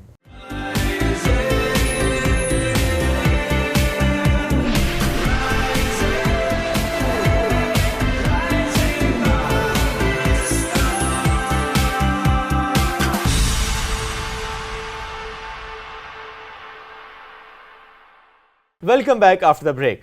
मैं तुम्हारे दांत तोड़ दूंगा, मैं नए क्यों? लगवा के आ जाऊंगा। मैंने ये किया है। मैंने तो लाइटर नोट पे कहा था कि अगर कोई आपसे कह रहा है मैं तुम्हारे दांत तोड़ दूंगा, तो आपने कहा मैं नए लगवा के आ जाऊंगा। सही क्योंकि बात अब वैसे भी आप देखते हैं ना कि आप इतनी टेक्नोलॉजीज आ गई हैं, इतने अच्छे प्रोसीजर्स आ गए हैं कि अब हमारी स्माइल अच्छी होती जा रही है। दांत अगर आपके अच्छे रंग के नहीं थे तो दांत वाइट होते चले जा रहे हैं, अलाइन होते चले जा रहे हैं। बहुत से नई चीज़ें, टर्म्स हमारे सामने आती हैं। हॉलीवुड स्माइल है, विनियर्स हैं, क्राउनिंग एंड एवरीथिंग। तो आज हम इस मौजूद पे बात भी करेंगे कब आपको दांत निकलवा लेना चाहिए और कब नया दांत लगवा लेना चाहिए, कौन सा दांत आप बचा सकते हैं और कैसे दांतों का ख्याल आप रख सकते हैं। इस मौजूद पे बात करेंगे dental surgeon doctor Afzal Anjum साहब हमें ज्वाइन कर चुके हैं। अस्सलाम वालेकुम डॉक्टर साहब, कैसे हैं? वालेकुम सलाम, कैसे हैं आप? अल्हम्दुलिल्लाह बिल्कुल ठीक ठाक। मेरा ख्याल है स्टार्ट यहीं से करते हैं, जो इम्प्लांट दांतों का होता है, स्क्रू वाले तस्वीरें हम अक्सर देख रहे होते हैं, ये पूरे पूरे पेच लगा देते हैं आप? एग्जैक्टली अच्छा, इसमें बहुत सारी चीज़ें होती हैं कि बहुत सारे पेशेंट सोच रहे होते हैं कि आइदर दे आर सेफ और नॉट। बेसिकली देखें, it's a replacement for your natural teeth. ठीक है। अगर आपका एक दांत मिसिंग है, you have 3 options. Number 1 is the removable denture, कि आप एक दांत बनवा लें, उतारें, लगाएं, and that is something like कि हर कोई चाहेगा कि मैं I should not go for that. ठीक। Secondly is a bridge option in which you have to grind the 2 teeth which are side the main teeth. ठीक है। लाइक अगर आपने इस दांत को ग्राइंड किया, इस दांत को ग्राइंड किया, तो फिर आप उन दोनों की सपोर्ट से एक 3 यूनिट का ब्रिज लगा सकते हैं फिक्स दांत की रेस्टोरेशन के लिए। ठीक है। ये वाला भी ऑप्शन अच्छा नहीं है, क्योंकि अगर आप देखिए हम इस दांत की भी ग्राइंडिंग कर रहे हैं, इसकी भी ग्राइंडिंग कर रहे हैं, तो ultimately we are damaging the tooth tip, Yes. Instead we are placing the दो और फिक्स्ड। दांत हमने खराब कर दिए। So finally we have an option in the modern era. We have to go for the implant. Implant is basically like as अगर आपने सुना भी होगा, अब implant का एक ट्रेंड भी आ गया, especially foreigners when come in Pakistan they ask about the implants that doctor you ये are doing फॉरेनर्स the क्यों आते हैं? implants. सस्ता मिलता है उनको? Exactly. When they come in Pakistan, the rates are mostly, there is a big difference between that. Okay. So they are coming and we are treating them, alhamdulillah. So the basically implant is a procedure in which आप एक bone है, उसके अंदर आप drilling करते हैं, ठीक है। और एक स्क्रू होता है टाइटेनियम का, हम वो प्लेस करते हैं and then we give a fixed tooth. ठीक है। उसमें ना आपका साइड वाला दांत डैमेज हो रहा है, ना आपका कोई और नुकसान हो रहा है, और आपको एक फिक्स दांत भी मिल रहा है प्रॉपर रेस्टोरेशन के लिए। So this is the best thing ever. और मैं इसमें एक बात दांत या स्क्रू देखिए स्क्रू Support तो screw स्क्रू देखिए नया मिल रहा है screw screw। Screw is basically ना वो स्क्रू इस तरह से है कि वो आपकी बोन के अंदर है ओके और वो टोटली सेफ है आपके लिए। सही। ठीक है। और दिन ब दिन जो जिस तरह आपका प्रोग्रेस होती जा रही है, हम भी उस चीज में वर्किंग अपनी करते और हैं। कुछ मैं थोड़ा डिटेल में इसलिए जानना चाह रही हूँ कि Exactly. बिकॉज लोगों के भी कंसर्न्स होंगे जो इस वक्त मैं ठीक है। बयान करी हूँ। तो कोई इरिटेशन कुछ पता नहीं चलता, वो नॉर्मल जिस तरह ये हमारा दांत है, क्या उसी तरह का ही दांत होगा? Yes exactly, I am coming to this point. देखें, अगर आपका डेंटिस्ट प्रॉपर मास्टर्ड है in implant, then you will have no consequences, you will face nothing. Okay. Like अगर आप जाते हैं एक प्रॉपर प्लानिंग के थ्रू, सो हम करवाते हैं OPG x-ray, then we go for CBCT, ठीक है। फिर हम उसको प्रॉपरली एग्जामिन करते हैं कि आपकी बोन कितनी है। सही। अगर आपकी बोन कम होती है, फिर हम उसमें बोन ऐड करते हैं, then we place the screw. सही। It's not like that every जो भी आपका दांत निकले तो आप उसमें स्क्रू लगा देंगे। There is nothing, there is some kind of कि आपके उस पास प्रॉपर बोन होनी चाहिए, फिर हम उसका वो मेजरमेंट्स लेते हैं, then that kind of implant we place. पूरा procedure होता है, उसको एग्जैक्टली। और देखते फिर हुए। उसको हम लगाते हुए आपके ऊपर यहाँ पे साइनसेस होते हैं, मैक्सिलरी साइनस, उसको हमें बचाना होता है, नीचे से आपकी नर्व्स आ रही होती हैं, हमें उनको सेव करना होता है, तो हमने बोन की मेजरमेंट लेनी होती है, और फिर इम्प्लांट भी उसी साइज का हम चूज करके उसके थ्रू प्रॉपर ट्रीटमेंट प्लानिंग के हम जाते हैं, Okay. So that you don't face any. और ये ज्यादा इस वक्त चल रहा है इम्प्लांट। एग्जैक्टली। किन दांतों का इम्प्लांट होता है, किन का नहीं होता? देखिए, इम्प्लांट एक ऐसी टर्मिनोलॉजी है ना, अगर आप एक जो आज तक बतीसी आपने वर्ड सुना होगा कि वो बात करते हैं, और वो तो बेसिकली हमने उसका ये implant is basically the replacement of that okay. Denture. अब पूरे डेंचर्स नहीं निकालने पड़ते। यस, आपको वो डेंचर लगाने की जरूरत ही नहीं है। अगर आपके पास एडिक्वेट अमाउंट ऑफ बोन है, देन आपका डेंटिस्ट होगा। अच्छा, उसमें भी हमारे पास आ जाते हैं। देखिए, एक चीज़ है ना शुएब भाई, आपको you should know about it, कि जिस तरह एमबीबीएस पे स्पेशलिटी है, इस तरह बीडीएस के बाद भी स्पेशलिटी वर्क कर रही है। बिल्कुल सही है। So oral maxillofacial surgeon in Pakistan is mostly doing implants. ठीक है। तो as in our setup also वही कर रहे हैं।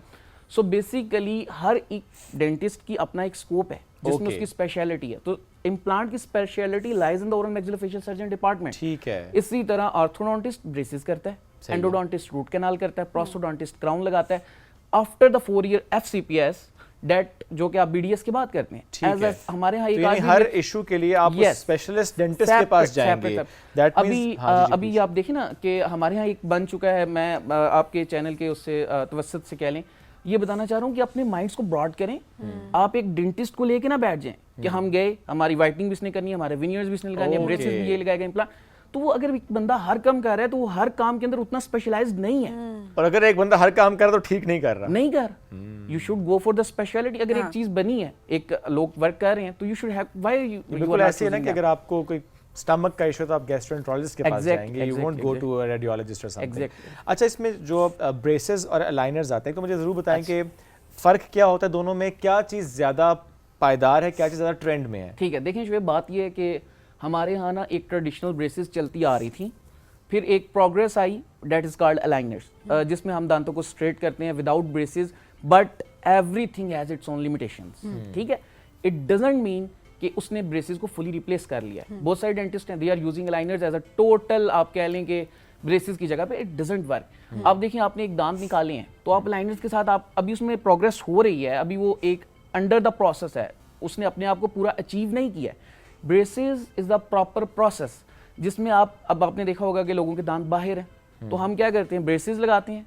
अपर अगर मैं 4 एक्सट्रैक्शन करनी पड़ रही है लेट्स सपोज, तो हम वो एक्सट्रैक्शन करके दांतों को पीछे ले आते हैं। तो जो उसका ओवर जेट होता है ऊपर और नीचे वाले दांतों के दरमियान फासला, जिसकी वजह से उसके दांत आपको बाहर फील होते हैं, तो वो पीछे आ जाते हैं। तो पेशेंट की जो फेशियल प्रोफाइल होती है वो टोटली चेंज हो जाती है। ओके, ठीक है, तो लोग अपना ये नोज से लेके चिन तक के एरिया को चेंज करवाने के लिए ब्रेसेस लगवाते हैं कि हम अच्छे लगें। बहुत सारे लोगों के दांत टेढ़े मेढ़े होते हैं, तो दे गो फॉर द ब्रेसेस। हाँ, अगर आपका ऐसा है कि आप कहते हैं नहीं जी बस ये हल्का सा मेरा दांत इस तरह सा है, ये वो, then you should go for aligners, कि आप कहेंगे जी मैं ये सेफ है, ठीक है, ब्रेसेस के वो चीज़ें भी फेस नहीं करनी पड़ेंगी। तो उसके लिए बेसिकली अलाइनर है। I am not against the aligners, I totally, कोई नई चीज़ है आप उसको प्रमोट करें, बट उसकी लिमिटेशंस में रह के उसको करें। ये नहीं है कि आप एक ही चीज़ को उठा के ब्रेसेस का, there is a 4 year FCPS that is totally related to the braces. Okay. So we should also consider that as compared कि अगर आपकी एक चीज़ आ गई है मॉडर्न एरा में which is under the progress, तो we should not compare two things, both things have their own कि फलाने ने करा दिया तो मैं भी करा लूं बस, और एक एग्जैक्टली ही ट्रेंड, solution है आजकल उसकी ब्रेसेस का तरफ। ट्रेंड भी है। हाँ। Eventually I am founding that. अब एक आप देखें ना टीनेजर्स में जितने लोग आ रहे हैं, उस मेरी फ्रेंड ने लगाया है, तो ये एक ट्रेंड है। और बट different colours के लगा दें और वो लाइक Pink color का भी होता है? यस यस यस होते हैं ना ब्रेसेस बच्चे के तो ऊपर आजकल, हाँ। जो रबर्स होती है ना, that are of different colours. तो वो पेशेंट की चॉइस होती है, कोई कहता है पिंक लगा दें, कोई ब्लू लगा दें, ठीक है, और वो एक ट्रेंडिंग में चीज आई हुई है, वो दैट इज ऐसे को अच्छी नहीं लगती, पता नहीं कैसे आज के अच्छा, तो टीनेजर, सिर्फ जेन एक जी बात है और ना, ये white- जेन अल्फा की, जेन जी स्पेशली समझ से बाहर है थोड़ी उन्हें भी सी। हमारी समझ नहीं आ रही, टेंशन ना लो, आगे बढ़ो। हाँ, ये बात वैसे सही, उन्हें हमारी समझ आती है, हमें उनकी समझ आती है। हम कहते थे कि अल्लाह मियाँ हमें ब्रेसेस ना लगे, बहुत बुरी लग रही होती है, वो कहते जी हमें ब्रेसेस लगा दे अच्छा जाके देखिए, हमारा दांत ब्रेसेस ठीक का हो जाए। बुरा लगने की वजह से ना, जिन लोग जो इस वजह से ब्रेसेस नहीं करवा पाए, वो फिर अलाइनर्स की तरफ जाते हैं। Ultimately they fall into that category. अगर आप 30s में आ गए, आपके ब्रेसेस लगेंगी, यू गो फॉर तो वो फिर हम जैसे लोग हैं। Anyhow, but proper treatment planning is required. बहुत अगर आपकी जरूरी है। ट्रीटमेंट प्लानिंग ठीक नहीं है, देन आपको दोनों में काम प्रॉब्लम। डॉक्टर खराब साहब, पीले दांत नेचुरली या कुछ दवाइयों से, चीज़ों से, खाने पीने से हो जाते हैं विद टाइम। वाइटनिंग की तरफ लोग जा रहे होते हैं, कहते हैं वाइटनिंग इतनी सस्टेन नहीं कर रही होती, कुछ टाइम कराओ फिर दोबारा करवानी पड़ती है। इस हवाले से कितना रुझान है, कितनी सस्टेनेबल है, Options क्या क्या हैं whitening ऑप्शंस में? क्या क्या है? देखिए, अब मैं आपको बताता हूँ। एक होते हैं इंट्रिंसिक स्टेन्स, एक एक्सट्रिंसिक होते हैं। लाइकवाइज हम इसको इस तरह कंपेयर करते हैं कि जिस तरह आपके दांतों के ऊपर फूड पार्टिकल स्टक करते रहते हैं और फिर वो एक लेयर की शक्ल इख्तियार कर लेते हैं, which is called calculus and plaque. पहले प्लाक बनता है, फिर कैलकुलस। और अगर लोग उस स्टेज पे भी डेंटिस्ट के पास नहीं आते, तो वो फिर आपका अल्टीमेटली वो उस कैटेगरी में फॉल करते हैं, जिसके बाद वो बोलते हैं जी हमने स्केलिंग कराई थी तो हमारे दांत डैमेज हो गए। Basically you are not coming to the dentist on the time. जब आप टाइम पे आएंगे तो हम उसको पहले ट्रीट करेंगे। अब आपके दांत उस स्टेज पे हैं कि आपका प्लाक, कैलकुलस इतना डिपॉजिट हो गया, दांतों के अंदर चूना इतना बांध चुका है कि वो उसी की बेस पे खड़े हुए हैं। तो when a dentist remove it, they start mobility, वो हिलना शुरू हो जाते हैं। और फिर उसके बाद वो ये चीज़ आती है। सो इट्स अ मिथ कि स्केलिंग आपके दांतों को डैमेज करती है, ये भी क्लियर कर दें। अच्छा रहेगी बात कि एक्सट्रिंसिक तो उतर गए, आपने स्केलिंग की, you have to go for a polishing, must after scaling polishing लाजमी करवाएं ताकि कुछ स्क्रैचेस वगैरह आपके ना रह जाएं। प्रॉफी एक आया हुआ है, अगर आपके स्टेन्स हैं तो आप प्रेशर लिक्विड होता है उससे आप अपने स्टेन्स खत्म करवा सकते हैं। And the third one which you are asking about कि intrinsic stains that are not done by the scaling and polishing, you have to go for whitening. अब वाइटनिंग क्या होता है कि आप पेशेंट को बताते हैं जनाब ये ट्रीटमेंट है, इससे इतना रिजल्ट आएगा, हम इसको अब लाइक फ्लोरोसिस हम ले लेते हैं तो कितना रिजल्ट हम आ जाएगा। 100% we can not go with the whitening. Sometimes we have to allow the patient to go for the veneers.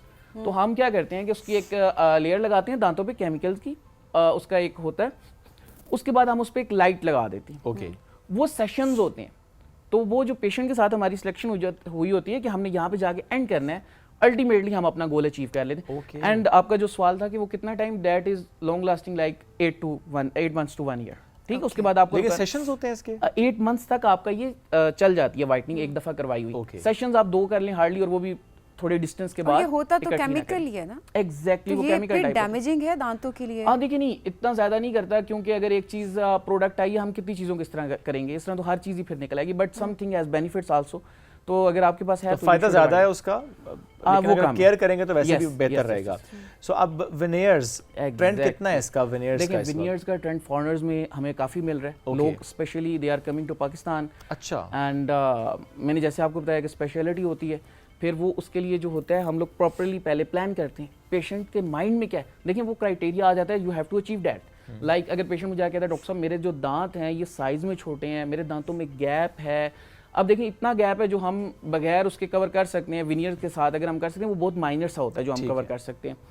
तो हमें सारी चीज़ें देखनी होती हैं, फिर डिस्कस करना होता है कि either this case is for veneers or Okay. Is for zirconia crowns, और first we have to go for braces कि हम सीधे करें फिर हम विनियर्स लगाएं। तो you need to treatment plan first. बाकी विनियर्स आर लाइक, आप देख लें कि अगर आपका जिस तरह नाखून है ना, इस तरह का बारीक सा होता है और हम दांत की जो सरफेस उसको स्लाइड सा वहाँ से रिमूव करते हैं और उसके ऊपर फिर हम विनियर्स लगा देते हैं, तो यू हैव अ न्यू, आप कह लें एक लेयर दांत के ऊपर आ जाती है, that is white in colour and mostly translucent. और फिर वो पेशेंट की डिमांड्स के अकॉर्डिंगली हम कंप्यूटर पे प्लान करते हैं सॉफ्टवेयर में, and then we go for that. आपने ज़िरकोनिया क्राउन का एक टर्म यूज़ किया अभी, वो क्या है? देखिए ज़िरकोनिया क्राउन, अब आपको पता होगा कि देखें जैसे जैसे हम लोग एडवांसमेंट की तरफ जा रहे हैं, एक ट्रेडिशनल क्राउन आया करता था, आज भी लग रहा है, लोग लगवा रहे हैं और अभी भी वो है, ट्रेंडिंग में भी है, that is a PFM, porcelain fuse metal. उसमें आपका मेटल होता है और उसके ऊपर सारी पोर्सलिन लगी होती है, ठीक है। अब जो ज़िरकोनिया क्राउन है हमने किस तरह बनाते हैं, PFM कैसे बनता है, पहले तो हम ये डिस्कस कर ले। आपने इंप्रेशन लिया पेशेंट का, फिर आपने उसको अपने हाथों से बनाना है, सारा डिजाइनिंग खुद करनी है। अब तो एक मशीन भी आ गई है जो आपको मेटल प्रिंट करके दे देती है, Okay. और आप उस पर सिर्फ पुर्सलीन लगाते हैं, ठीक है। ठीक हो गया। वो भी लोग कम यूज़ कर रहे हैं, but due to the cost effective अगर आप ज़िरकोनिया नहीं लगवा सकते तो आपको अल्टीमेटली इसी पे आना पड़ता है। ज़िरकोनिया थोड़े से एक्सपेंसिव इस वजह से भी हैं क्योंकि आपका उसमें ब्लॉक ज़िरकोनिया का यूज़ हो रहा होता है, वो आपकी सारी 3D डिज़ाइनिंग होती है। उसके बाद आपके मार्जिन्स, जब आपने देखा होगा क्राउन सीट करता है तो लोग कहते हैं जी मेरा खाना फंस रहा है, वो चीज़ें नहीं, इशूज़ नहीं आते। Okay. वो प्रॉपर अपना सीट करता है, उसकी अक्लूजन काफ़ी बेहतर आ जाती है। हमें आई स्पॉट्स कम रिमूव करने पड़ते हैं, जहाँ पे मरीज बंद करते हैं उसे ऊंचा लग रहा होता है, उसको आई स्पॉट्स बोलते हैं। तो अल्टीमेटली हमारी काफ़ी एफर्ट भी बचती है। चीज़ भी like that is something better than the traditional PFM, so we should always prefer zirconia over PFM if we have enough money or something. कितना फ़र्क होता है वैसे कॉस्ट में? देखिए देयर इज अ डिफरेंस। अब ये वो चीज़ आ जाती है डेट डबल होता है, पाकिस्तान में 3 times होता है। एग्जैक्टली। अब जिस तरह आपने मुझे बोला ना, इस्लामाबाद में हो सकता है 3 times हायर हो, Okay. लेकिन जब तरह मेरी प्रैक्टिस वाकएंड में हमारी, जिस तरह मेरा एक सेटअप है और मैंने आपको बताया ओरल मैक्सिलोफेशियल, ऑर्थोडोंटिस्ट सारे वहाँ पे काम कर रहे हैं, ठीक है। तो वी हैव 4 यूनिट्स और हर डेंटिस्ट का अलग अलग यूनिट है जो कि स्पेशलिटी वर्क कर रही है, ठीक है। तो मैंने आगे भी कहा कि ये मिथ यार खत्म करें प्लीज। ये मैं कहूंगा कि आप एक डेंटिस्ट को पकड़ लेते हैं और कहते हैं हमारी अगली नस्ल भी उसी से ही काम कराए और तो वही ऐसे सारे ही होता है, खानदानी डेंटिस्ट होते हैं। हम देखिए कहते हैं वो- वो ऐसा काम करता है दर्द नहीं होती। अल्लाह के बंदे। वो देखिए I want to tell you कि आप इसको स्पेशलिटी आई है ना तो वो किसी रीजन से आई है। अगर उसको गोरों avail ने एक करें। चीज आपको इंट्रोड्यूस कराई, बड़े अरसे से कराई है उसको। अब मैं चाहता हूँ कि लोगों को पता लगे कि यार मेरा ये अगर मसला है तो मैंने इसके पास जाना है, ब्रेसेस लगवाने ऑर्थोडोंटिस्ट के पास जाना है, इम्प्लांट आजकल हर कोई कहता है, प्रोस्थोडोंटिस्ट कहता है ये मेरी डोमेन है, सारे कहते हैं, but oral maxillofacial I think is the best one, Okay. क्योंकि अगर कोई कॉन्सिक्वेंसेज होती हैं ड्यूरिंग द ट्रीटमेंट वो हैंडल कर सकता है। Okay. तो I am sorry, I am talking fast क्योंकि It's टाइम भी okay, हमारा- it's okay. तो बाकी ये चीज़ें आ जाती हैं, तो अकॉर्डिंग टू डैट आप अगर आप डिजाइन करते हैं जिसमें अब आपने कहा ना आपको डिफाइन करना है कि आपने किसके पास जाना है, किस स्पेशलिस्ट के पास जाना है। ज़्यादा मसले तुम्हारे रूट कैनाल के भी होते हैं, एक्सट्रैक्शंस के भी होते हैं। और एक तो कि ऐसे मामले में किसके पास जाए, और क्या ये extraction is the only option कि बस एक्सट्रैक्शन ही होनी है अब दांत की? नहीं, देखिए जो दांत आपका सेफ हो सकता है, फॉर गॉड सेक आप उसकी रूट कनाल करवाएं। ठीक ऐसे नहीं है कि आपको पेन होगी और आपने एक्सट्रैक्शन ही करवानी है। देखिए मैं आपको शोएब भाई 2 बातें बताता हूँ। अगर आपको ये पता लगे कि मेरे दांत में खाना फंस रहा है, गो फॉर द डेंटिस्ट, वो जनरल डेंटिस्ट भी करता है। आप जाएं, वो आपका वहाँ से रिमूव करेगा, उसकी फिलिंग कर देंगे and the problem will be settled. Okay. अगर आपको पेन स्टार्ट हो गया है, ठंडा गर्म लगने के बाद अगली स्टेज पेन आती है, देन फिर यहाँ पे हमें डायग्नोज करना पड़ता है एक्सरेज के साथ, either the patient is suffering from reversible pulpitis और इरिवर्सिबल पल्पाइटिस। ओके। तो फिर हम उस पर डिसाइड करते हैं, फिर हमें RCT करनी पड़ती है, root canal treatment to save the tooth. But save करना is a better option than आप वही बात आ जाएगी निकाल दें या इम्प्लांट करें या 2 दांतों को लें। तो you should go for the root canal and that option. ठीक हो गया। बाकी एक्सट्रैक्शन को अवॉइड करें as much as you can possible. Timely dentist को चेक करवाएं। हाँ, अगर एक चीज़ रह गई है, वी हैव नो सोल्यूशन, बिल्कुल बीड़ी आ रही रह गई है और आपके पास निकलवाए और नया लगवा लें। तो वो जाहिर है आपका डॉक्टर आपको बेहतर बता सकता है कि निकलवाने में ज़बरदस्ती ना करें कि जो मोहल्ले के क्लिनिक्स होते हैं, मैंने लिटरली ऐसे देखा है कि चले जाते हैं लोग और निकलवा के आ जाते हैं। निकलवा के आ जाते हैं और पता नहीं एनी हाउ उनके पास डिग्रीज भी नहीं होती हैं। मैं जिनकी बात कर रही हूँ इस वक्त, मैं डिग्रीज वालों की बात नहीं करी, मैं जिनके पास डिग्री नहीं होती मैं उनकी बात कर रही हूँ कि रैंडम आप देख रहे होते हैं। स्पेशली अब तो आप देख रहे हो साइकिल्स पे दांत के दर्द की दवाई और फलानी दवाई और अब ये वो। हर चीज़ में, हर फील्ड में ऐसा ही है। अगर आप देखें अब तो पाकिस्तान में अल्टीमेटली मैं ये चाहूँगा कि हम एक नेशन एज अ नेशन अपने आप को बिल्ड करें। Yes, अगर हम progress टीवीज पे आके अगर हम we are discussing like these things that we are selling the medicine on bicycles, then it would be a image of Pakistan that is not at that level. We should promote the positivity like सही चीज दिखाएं, ये बड़ी जरूरी बात है। But we should talk about it, हम इसको इग्नोर नहीं कर सकते ताकि हल हो ना, ये But देखिए हाईलाइट हल हो। करने का मकसद भी ये होता है कि आप उससे उसको हल कर रहे तो होते हैं। It doesn't mean that we will not talk about it. मैं इसके बारे में बात करता हूँ। देखिए अब वो केमिकल्स होते हैं जो वो दे रहे होते हैं, अब वो क्या करते हैं अल्टीमेटली आपके गम्स को डैमेज कर रहे हैं, आपको वो इंतहाई बुरे तरीके से वो डैमेज कर देते हैं। वक्ती इलाज कर रहे होते हैं। एग्जैक्टली अभी कुछ प्रोडक्ट्स भी होती हैं लाइक उसमें वो केमिकल्स की क्वांटिटी इस तरह से लगते हैं कि that can disturb your overall gum growth. खाली दांत वाइट तो नहीं करने ना, आपने अपने ओरल कैविटी को मेंटेन करना है, आपने बैक्टीरिया से बचना है, आपने उसको क्लीन रखना है, क्योंकि it is a gateway for your stomach, for your everything. So what you are, आप अक्सर बोलते होंगे कि जो आप खाते हैं वही आपका, तो खाने के साथ अगर आप खाना ही खा रहे हैं तो फिर वो ठीक है, सही बात लेकिन अगर आप इतने ज्यादा जर्म्स भी आपके इनटेक हो रहे हैं तो दैट कैन जाहिर है आपकी हेल्थ भी उससे एग्जैक्टली। और अब देखिए grinding, chewing, mastication is the proper, ये आप दांतों से कर रहे हैं। अगर आपके दांत ही नहीं है तो जो बुजुर्ग लोग हैं like they are eating implants, वो लगा नहीं सकते, बतीसी से वो खा नहीं सकते, खा नहीं पा रहे लोग, खाने वाले तो फिर अल्टीमेटली प्रैक्टिस उनकी बिल्ड हो जाती है, तो उनका स्टमक वो काम कर रहा है, so they will suffer. So it's a proper, आप इसको एक्नॉलेज करें। और dentistry is not like that. जो लोग समझते हैं, आप देखें आप हेपेटाइटिस सी क्यों फैला है, इन्हीं लोगों की वजह से फैला है। अगर आप लोग प्रॉपर, फर्स्ट ऑफ ऑल खाली आपने दांत नहीं निकलवाना, आपने इंस्ट्रूमेंट्स देखने हैं, डॉक्टर क्या यूज कर रहे हैं, डॉक्टर ग्लव्स क्या पहने, स्टेरिलाइज मस्ट बी। ये फर्स्ट थिंग होती है आपके डेंटिस्ट की कि आपको वो जो ट्रीटमेंट प्रोवाइड कर रहे हैं either they is totally following that WHO standard और not.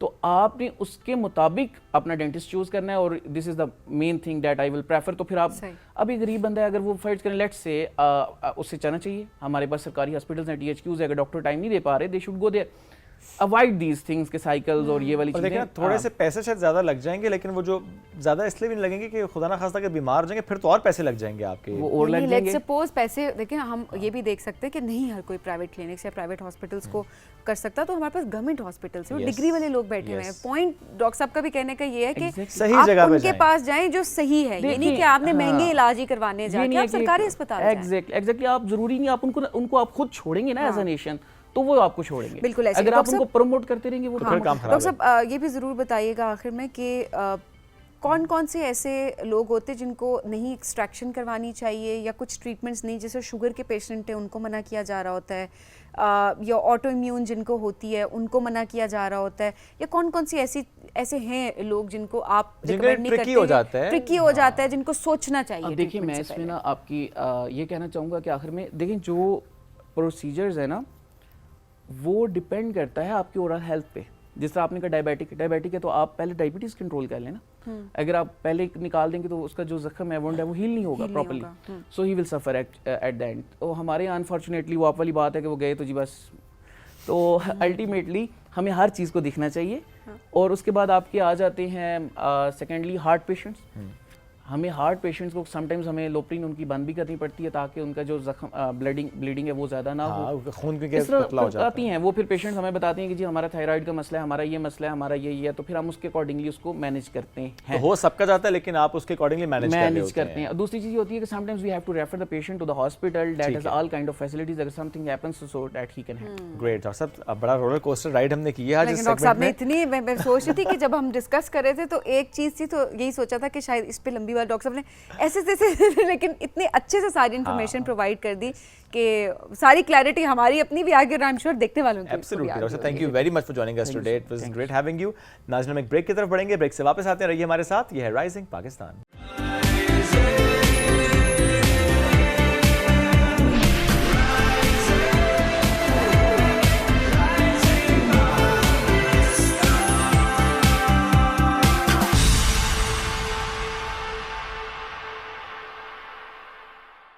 Welcome back. Rising Pakistan में एक बार फिर कहते हैं खुश आमदीद। और अभी शो में आने वाला है बहुत ज़्यादा मज़ा, चूँकि बहुत फ़न होने वाला है, बहुत गपशप कुछ इस अंदाज से होने वाली है कि जिसमें हंसी को रोकना खासा मुश्किल हो जाएगा। क्या होने वाला है हमारे सेट पे? ब्रेक में अंदाज़ा नहीं हुआ आपको? मुझे तो काफ़ी अंदाज़ा हो चुका है, लेकिन ओके, आस्किंग मुझे लगता है लोगों को हम थोड़ा सा फिर वो करें ना कि दिल थाम के बैठ जाएं। हाँ, क्योंकि कंटेंट क्रिएशन की दुनिया में हम देखते हैं कि बहुत से लोग बहुत अच्छा काम कर रहे हैं, ऐसे में जो कि सार्कास्टिक कंटेंट क्रिएट कर रहे होते हैं, फनी कंटेंट क्रिएट कर रहे होते हैं, कैरेक्टर प्ले कर रहे होते हैं। एक ही शख्स एक ही वक्त में एक ही रील में 4-5 कैरेक्टर प्ले करता हमें नजर आ रहा होता है। यस, और समटाइम्स आपको लगता है कि तो मेरे दिल की आवाज भी आई है या मेरे किसी घर वाले के दिल की Because आवाज आई टॉपिक है। कितने रिलेटेबल होते हैं मतलब हर घर के अंदर फूलों वाला कंबल मौजूद है और अभी तक है और आप जितने मर्जी कोई सॉलिड कलर्स और अच्छी कोई एस्थेटिक्स मतलब आप कुछ भी कर लेना लेकिन जिस घर के अंदर अम्मियाँ हैं वो हर घर के अंदर अल्लाह सबकी माओं को सलामत आमीन। रखे बट उनके और फूलों वाले कंबल को उनको भी ये तो सलामत रखे। फूले वाले कंबल वो अम्मियों की दुआएं होती है मेरा फूलों वाला कंबल जब वो सलामत रहे एंड नॉट जस्ट फूलों वाला कंबल क्योंकि अब माइंड में बहुत सारा कंटेंट आए जा रहे हैं कैसे बॉस बन जाना होता है, कैसे बड़ा भाई बन जाना होता है, कैसे खुद ही अम्मी बन जाना होता है, कैसे अपनी बीवी बन जाना होता है, बहुत से कैरेक्टर्स प्ले करते हैं। तो आज दो ऐसे जबरदस्त कंटेंट क्रिएटर हमारे दरमियान मौजूद हैं। I won't say that look like but हाँ लोग कहते हैं कि आप खासी रिजेम्बलेंस है। हम भी कहते हैं हम भी कहते हैं, चूंकि वाकई देख के लगा। एक का ताल्लुक फैसलाबाद से, एक का ताल्लुक कराची से, बहुत अच्छे दोस्त भी हैं। इस्लामाबाद साथ आए हुए थे एक इवेंट पे, तो हमने कहा ज़रा यहाँ पे भी साथ ही आ जाएं तो रंग ज़रा जम जाएगा। तो मुलाकात कराएंगे आपकी हम फैसलाबाद से हैं जनाब अली अल्ताफ, उनको वेलकम करें। अस्सलाम वालेकुम, गुड मॉर्निंग। वालेकुम सलाम, thank you so much for having us. Great. Thank you for us joining में जबरदस्त जो फूलों वाले कंबल की बात हुई ना आपने की थी। वकास जीएम भी हमारे साथ मौजूद हैं from Karachi. Good morning. Good morning, thank you for Great. Having us. ये बताएं पहले वकास आप ही मुझे कि कराची वर्सेस इस्लामाबाद क्या महसूस किया जितने दिन आप इस्लामाबाद में रहे हैं, खाने को लेकर, एनवायरनमेंट को लेकर, लोगों को लेकर क्या डिफरेंस लगा?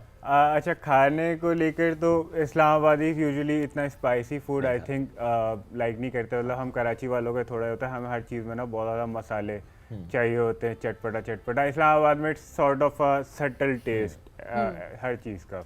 आपको फीका लगा होगा?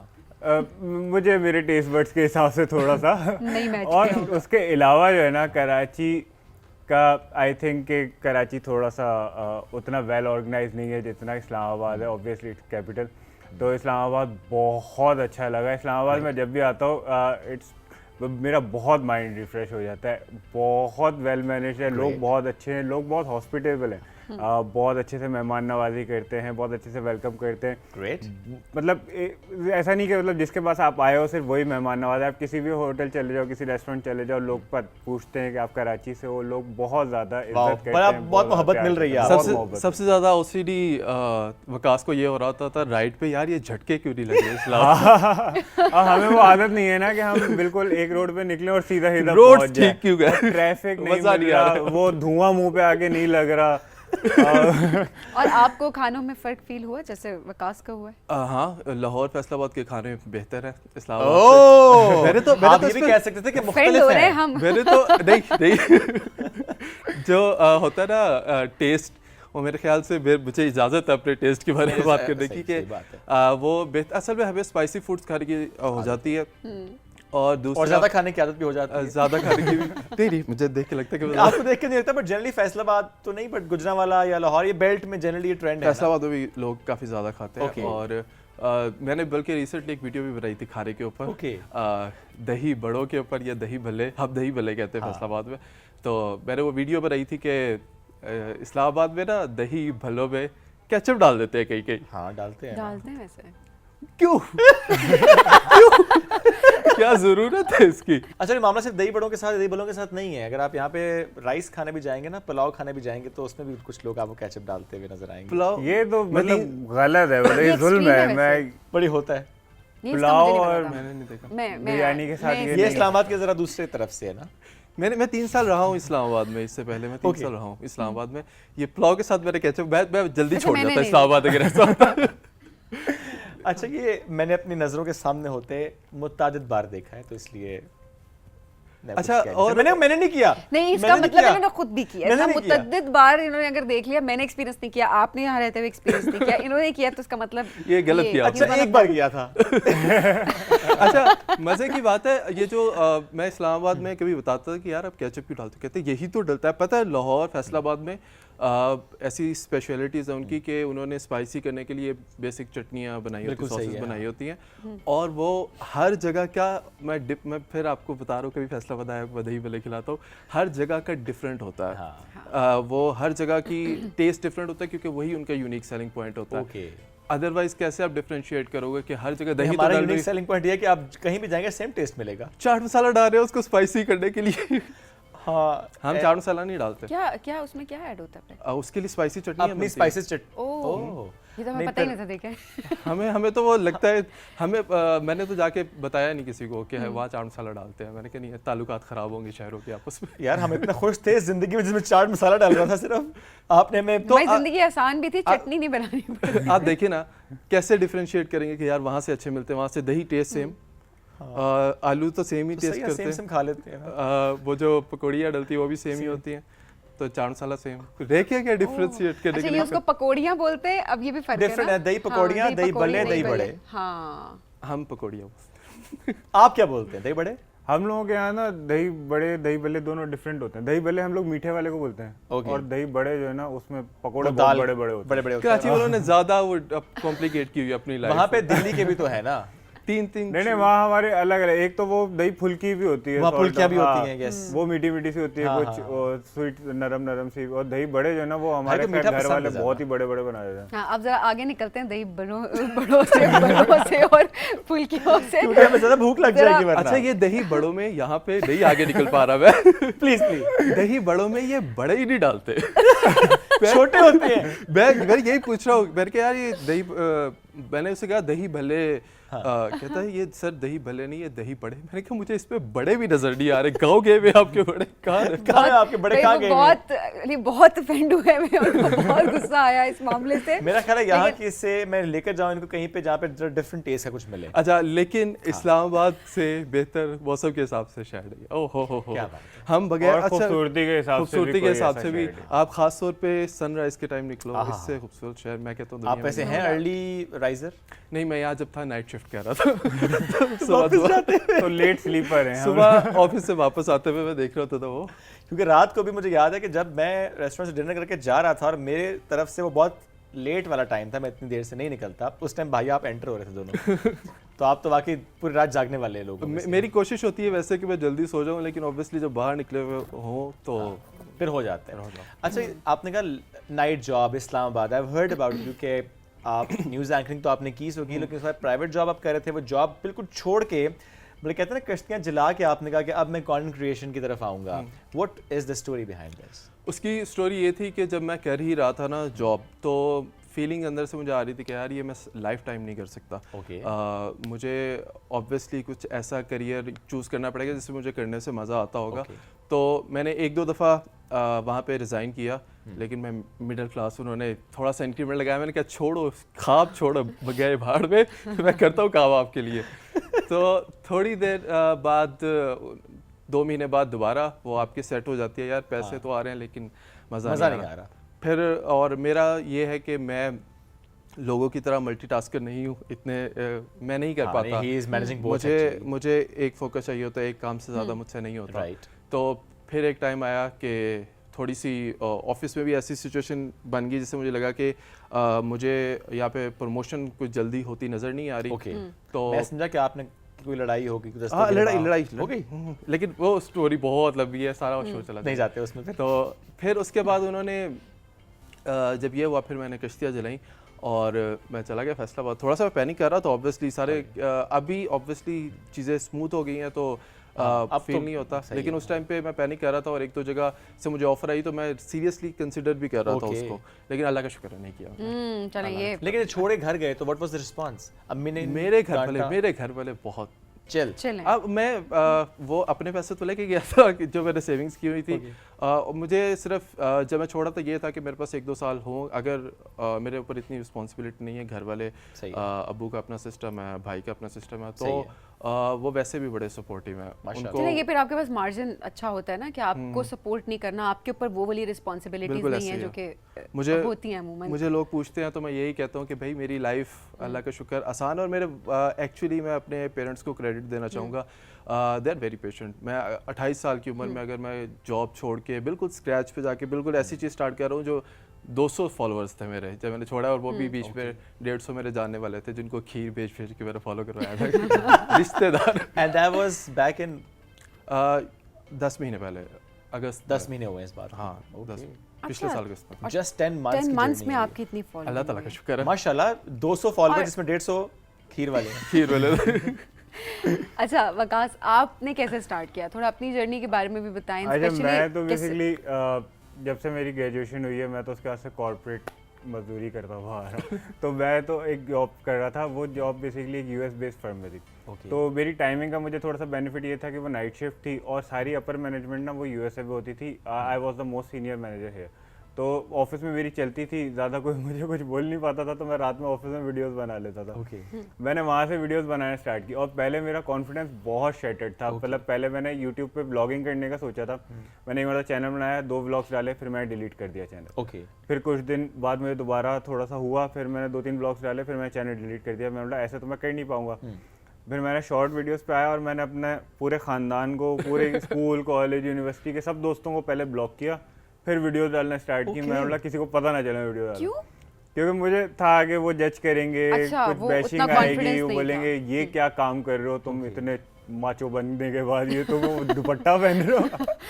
तो वो फिर अच्छा, और इससे ना sorry to cut you off, इससे हमारी ऑडियंस को भी एक अच्छा मैसेज जाना चाहिए कि आप किसी के दोस्त हैं तो ऐसे दोस्त बने कि वो आपको ये ना हो कि आपको ब्लॉक करके अपना कोई काम कर रहे हो। वैसे ऐसे असल दोस्त यही नहीं होते मेरे ब्लॉक करके आप ऐसा काम करें, क्योंकि टांग तो वही खींचते हैं, leg pulling तो वही और ऐसा नहीं करना चाहिए। मैं आपको बताता हूँ, मैंने जब जॉब छोड़ी थी और मैं पैनिक कर रहा था एंड आई वाज ट्राइंग कि कोई जॉब लग जाए। ठीक है। तो मेरा दोस्त एक है रज़ा, मैं शाउट आउट देना चाहूँगा, वो मेरे पास आया और उसने कहा कि यार मैंने 2020 में कुछ वीडियोस बनाई थी यूट्यूब पर। उसने कहा यार मैंने देखा है तेरे अंदर टैलेंट है, मैं 2 साल तक तुम्हारी वीडियो स्पॉन्सर करने के लिए तैयार।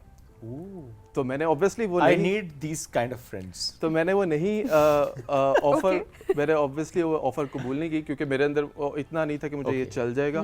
तो लेकिन मुझे आज तक जब मैं सोचता हूँ ना, तो मुझे फील होता है कि हर इंसान के इर्द गिर्द 2-3 ऐसे दोस्त होने चाहिए। सही बात है। जो और आपको ना फिल्टर करते रहना चाहिए दोस्तों को अपने। ऐसा नहीं है कि आपके बचपन के दोस्त हैं तो बेशक जितने मर्जी टॉक्सिक है वो आपकी ज़िंदगी में रहने ही रहने हैं। अगर आपको आपकी लाइफ में कोई पॉजिटिविटी ऐड नहीं कर रहे तो उनको फिल्टर करके Very टॉक्सिक important. दोस्त हों तो निकाल देने चाहिए। बिल्कुल निकाल। टॉक्सिक दोस्त होते ही क्यों हैं? अच्छा, मेरे ख्याल में दोस्त टॉक्सिक तब होते हैं, they want to see you grow, लेकिन उनको ये इनसिक्योरिटी फील होने लग जाती है। अगर ये थोड़ा सा, मैं ऑब्वियसली एक्सपर्ट नहीं हूँ इस मामले में, सीरियस बातों में, लेकिन उन्हें ये फील होना शुरू हो जाता है कि अगर ये थोड़ा सा हमसे वो दे वांट कि आप ग्रो करो, लेकिन उनको साथ ये भी फील हो रहा होता है कि यार इतना ग्रो करो कि इतना आगे ना चला जाए कि दोस्त अभी ऐसा भी होता है कि जो मेरे पुराने दोस्त हैं और मुझे अच्छा नहीं लगता, वो मुझे ऐसे मैसेज करते हैं कि अब मैं सोच रहा था तुझे मैसेज करूँ या ना करूँ, तू बड़ा बंदा बन गया है। मुझे कहते, फिर मेरा दिल होता है ठीक है तुम ना ही करो, क्योंकि मुझे नहीं अच्छा लगता। मुझे अच्छा लगता है कि अगर आप मुझे वैसे ही मैसेज करो कि यार मिलते हैं, चाय पीते हैं, और मैं हमेशा मिलूंगा आपको हमेशा। ऑल्सो विद टाइम भी तो देखें, कुछ दोस्त पहले नहीं होते, बट देन उनका जो है वो रियलिटी की बाद में सामने आती है, तो ऑब्वियसली आपको उनको कट ऑफ करना बहुत ज़रूरी होता है। ये ज़िंदगी में बहुत ज़रूरी है, अदरवाइज आपकी मेंटल हेल्थ बहुत ज़्यादा इफेक्ट होती है, आप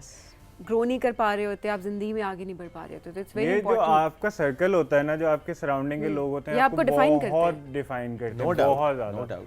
अगर आपके बहुत लेजी अनएम्बिशियस से दोस्त हैं तो आप भी उसी तरह अनएम्बिशियस ही चलते रहोगे। रहेंगे। आप नहीं कर सकते, वो आपको नेगेटिव इतना कर देंगे कि आपको हर चीज़ में ना यही लगेगा कि यार ये चीज़ भी खराब है, ये चीज़ भी खराब है, ये मैं शुरू करूंगा यहाँ मैं फंस जाऊंगा, ये मैं शुरू करूंगा यहाँ मैं फंस जाऊंगा। आप रिस्क नहीं ले पाते। So choose your friends wisely. तो लेजी अनएम्बिशियस से याद आया, फिर मेरे से दोस्ती क्यों की? मेरा अच्छा हाँ, ये बल्कि बताएं कि ये दोस्ती हुई कैसे आप दोनों की? ये दोस्ती ऐसे हुई कि अच्छा, मैं इस फील्ड में थोड़ा पुराना हूँ अली के मुकाबले में। सही है। आई स्टार्टेड दिस इन 23 के जनवरी में। ठीक है। तो मैंने वहाँ से स्टार्ट किया था, अली ने स्टार्ट किया था 24 में। राइट। तो मैं थोड़ा सा फॉलोअर्स ग्रो कर चुका था। अली ने स्टार्ट किया, अली की एक वीडियो मेरे सामने आई, फ़नी वीडियो थी, वो फैसलाबाद वाली थी आई गेस, फ़नी थी ऐसे ही बोल लो। तो मैंने देखा, मैंने फॉलो किया, लाइक की, शायद कमेंट भी किया। फिर अली का मैसेज आया कि अली के उस वक्त कोई आई गेस 12-15 हज़ार फॉलोअर्स थे, मेरे कोई लाख से ऊपर खीर थे। सही बेची तो खीर सही भेजी। अच्छा, मुझे मैंने एक दिन खोला तो मैं तो फॉलो कर रहा था वकास को, और मुझे किसी कंटेंट क्रिएटर ने भी 12,000 फॉलोअर्स थे, तो लोग पसंद कर रहे थे, लेकिन किसी कंटेंट क्रिएटर ने फॉलो नहीं किया था। I Waqas ji am started following you. मैंने कहा हो सकता है गलती से हो गया। मैंने जल्दी से मैसेज किया, मैंने कहा थैंक यू, क्योंकि मैं पक्का कर दोगे, हाँ, अनफॉलो नहीं करना। मैंने कहा थैंक यू करूंगा, अब तो अनफॉलो नहीं कर सकता, क्योंकि मुझे भी एक दो दफ़ा मेरे साथ हुआ है, मैंने किसी को गलती से फॉलो कर लिया, उन्होंने थैंक यू का मैसेज किया, मैंने कहा अब अनफॉलो नहीं कर unfollow सकते। नहीं कर ये सकता। किसको किया था? मैं नहीं बताऊंगा। ये तो पूछ के रहेंगे हम। इतनी बेसिक डिसेंसी है मेरे अंदर। नहीं वो इतने मशहूर नहीं है। ओके तो ब्रेक में पूछता हूँ इनसे। ये बता नहीं रहे मुझे इतने तो मशहूर नहीं क्योंकि आपने जब पूछा मुझे नाम भी याद नहीं आ रहा। नहीं याद आ रहा। हाँ लेकिन मैं अभी तक उन्हें फॉलो कर रहा हूँ। देखिए हैट्स ऑफ टू यू जी, उन्होंने कहा मैं अपने प्रिंसिपल पे चलूंगा क्योंकि मैंने यही काम किया हुआ है ऑलरेडी। मुझे फॉलो करे, मैं फौरन लिखता हूँ थैंक यू ताकि अनफॉलो ना करे। ब्रेक पे पूछते हैं लेकिन कुछ और बातें भी करेंगे। एक छोटी सी ब्रेक लेंगे, कहीं मत जाइए, रहिए हमारे साथ। This is rising Pakistan.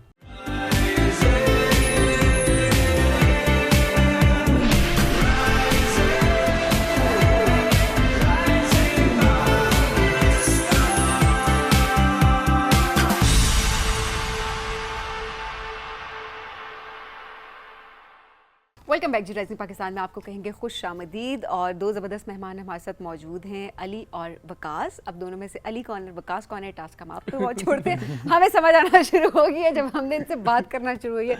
अच्छा कुछ वीडियोस जब वैसे तो बहुत ज़्यादा काम इनका बहुत लोग पसंद कर रहे होते हैं, हमेशा हम देख रहे होते हैं लोग एंटरटेन हो रहे होते हैं एंड स्पेशली हर कोई रिलेट कर रहा होता है। कुछ वीडियोज़ ऐसी होती हैं जो कि आपको याद रह जाती हैं।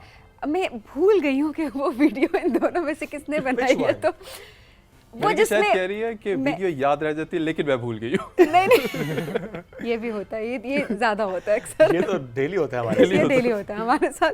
यानी हाँ वो जिसमें मैं नाम नहीं लूँगी उन इन्फ्लुएंसर का, बट जिनका ब्रेकअप हुआ था, आप में से किसने वीडियो बनाई थी कि दुनिया के सारे मर्द अब उसी पे पिस रहे हैं क्योंकि फलाने ने फलाने को। वो नाम ले सकते हैं, वो लोकल है भी नहीं है। नहीं लेते, फिर भी नहीं लेते, लेकिन मैंने ही बनाई। आपने बनाई थी। मैं ये देख रही थी कि किसने बनाई है।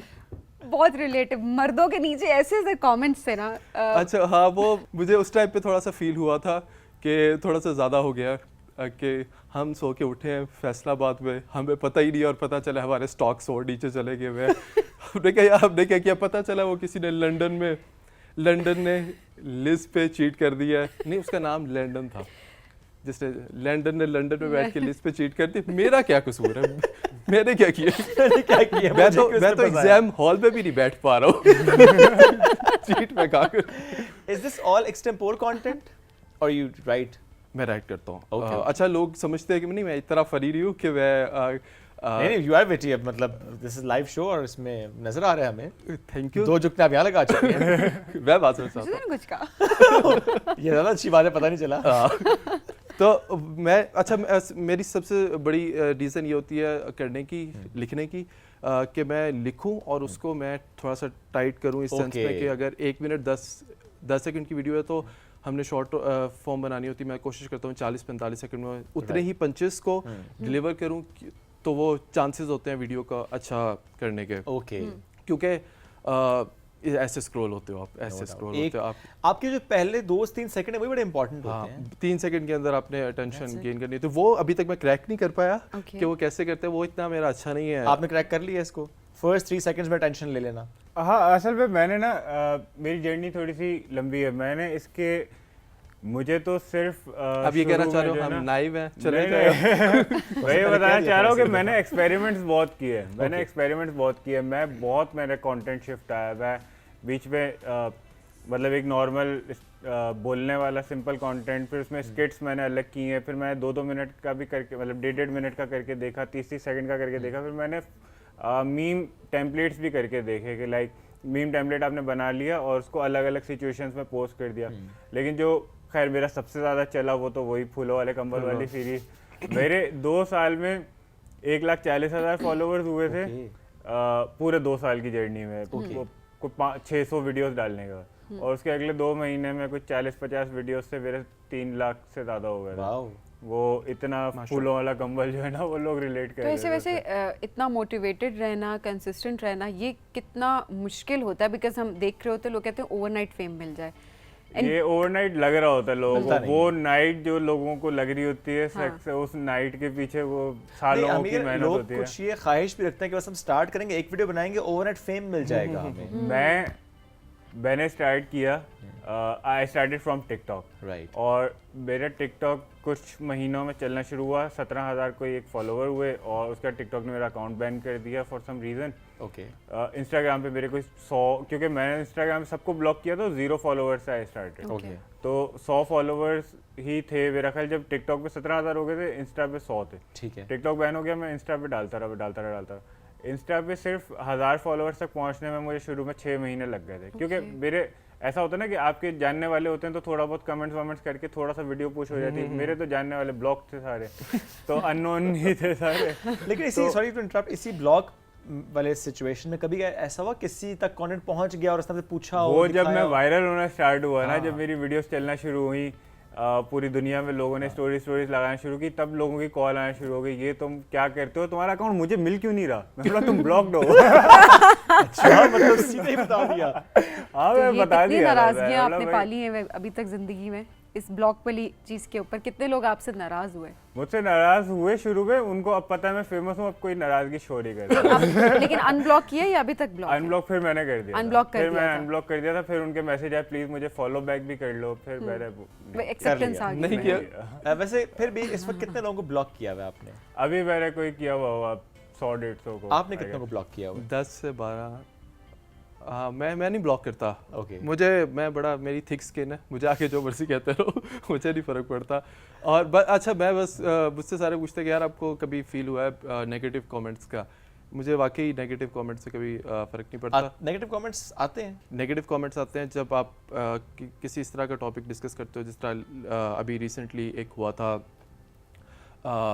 ये जो एक कंटेंट क्रिएटर की डेथ हुई है, मैंने उस पर वीडियो बनाई थी, तो ऑब्वियसली उस पर व्यूज़ का बहुत ज़्यादा क्लैश होता है, तो डिफरेंट व्यूज़ रखने वाले उस पे क्या व्यूज़? बिकॉज हमने खुद हमने इसके इस पे बात ऊपर भी की थी। हमने बात भी की है, हमने इस पे प्रॉपर शो भी किया है, बिकॉज हम खुद बड़े एक all तरह were से very ना disturbed, yes. हम डिस्टर्ब भी बहुत ज़्यादा थे। At the same time disturbance इस चीज़ के ऊपर भी थी कि as a society, as a nation, हम क्या मेंटालिटी रख रहे हैं। बिल्कुल ऐसे ही। और मेरे ख्याल में ऐसी सिचुएशन में जो मेरे लिए सबसे ज़्यादा कंसर्निंग बात थी ना, वो ख़ास तौर पे when it comes to women, हम ये करते हैं कि हम गोल पोस्ट शिफ्ट करते रहते हैं, हम टॉपिक्स शिफ्ट करते रहते हैं।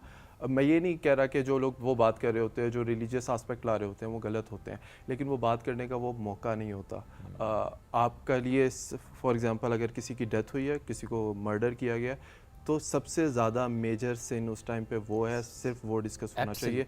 आप कह रहे हो कि किसी ने ये छोटी सी चीज़ किसी ने पर्दा नहीं किया, तो ऑब्वियसली ये बहुत इंपॉर्टेंट चीज़ें हैं, लेकिन ये अपने कॉन्टेक्स्ट में इंपॉर्टेंट चीज़ें हैं। जब आप किसी ऑब्वियसली आप अदालत में जाके तो नहीं ना ये मर्डर कह सकता कि भाई मैंने इसलिए मर्डर किया क्योंकि ये content unjustified no matter what. तो मेरे लिए कंसर्निंग बात ये थी कि सारे ही उसको बहुत ज़्यादा कंडेम कर रहे थे, लेकिन वो कंडेम करने के बाद कहते थे लेकिन। तो मैंने पता नहीं किस मूवी में डायलॉग देखा था, शायद उसमें होता है कि जो आपकी असल बात होती है वो लेकिन के बाद स्टार्ट होती है।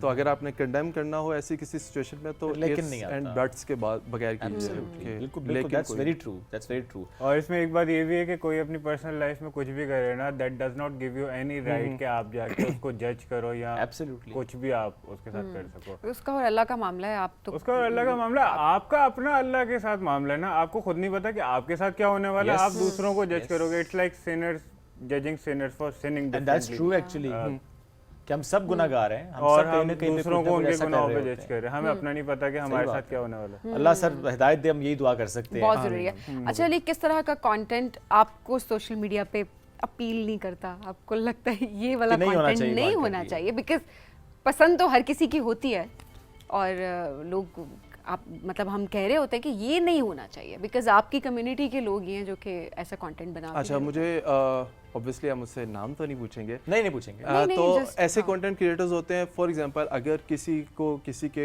ये सबसे ज़्यादा बुरा कंटेंट लगता है मुझे बाय फार, कि अगर आपको कोई कंटेंट क्रिएटर अच्छा नहीं लग रहा ना, आपकी वैल्यूज उससे मैच नहीं कर रही, तो आप उसके जवाब उसको टारगेट करते हुए कोई कंटेंट बनाते हो ना, तो मुझे लगता है कि मुझे वो कंटेंट अच्छा नहीं लगता। मुझे ये Okay. लगता है कि आपने अगर अपनी बात करनी है ना, आप एक जनरल बात रखो कि यार इस तरह का कंटेंट बना, जिस तरह मैं एक जनरल बात रख रहा हूँ, बगैर नाम बताए कि यार इस तरह का कंटेंट नहीं बनना चाहिए। तो आप बताओ कि यार ये इस तरह का कंटेंट है, आपको हर तरह का अपने दायरे में अपने व्यूज़ सही बात है। देने का है। अगर आपको नहीं अच्छा लग रहा, किसी की वैल्यूज़ अच्छी नहीं लग रही, किसी का तरीकाकार अच्छा नहीं लग रहा, आपको ऐसे कंटेंट बनता है और ये तरीका अच्छा नहीं है, हमारे कल्चर के ख़िलाफ़ है, हमारी वैल्यूज़ के ख़िलाफ़ है, ये एक तरीका है।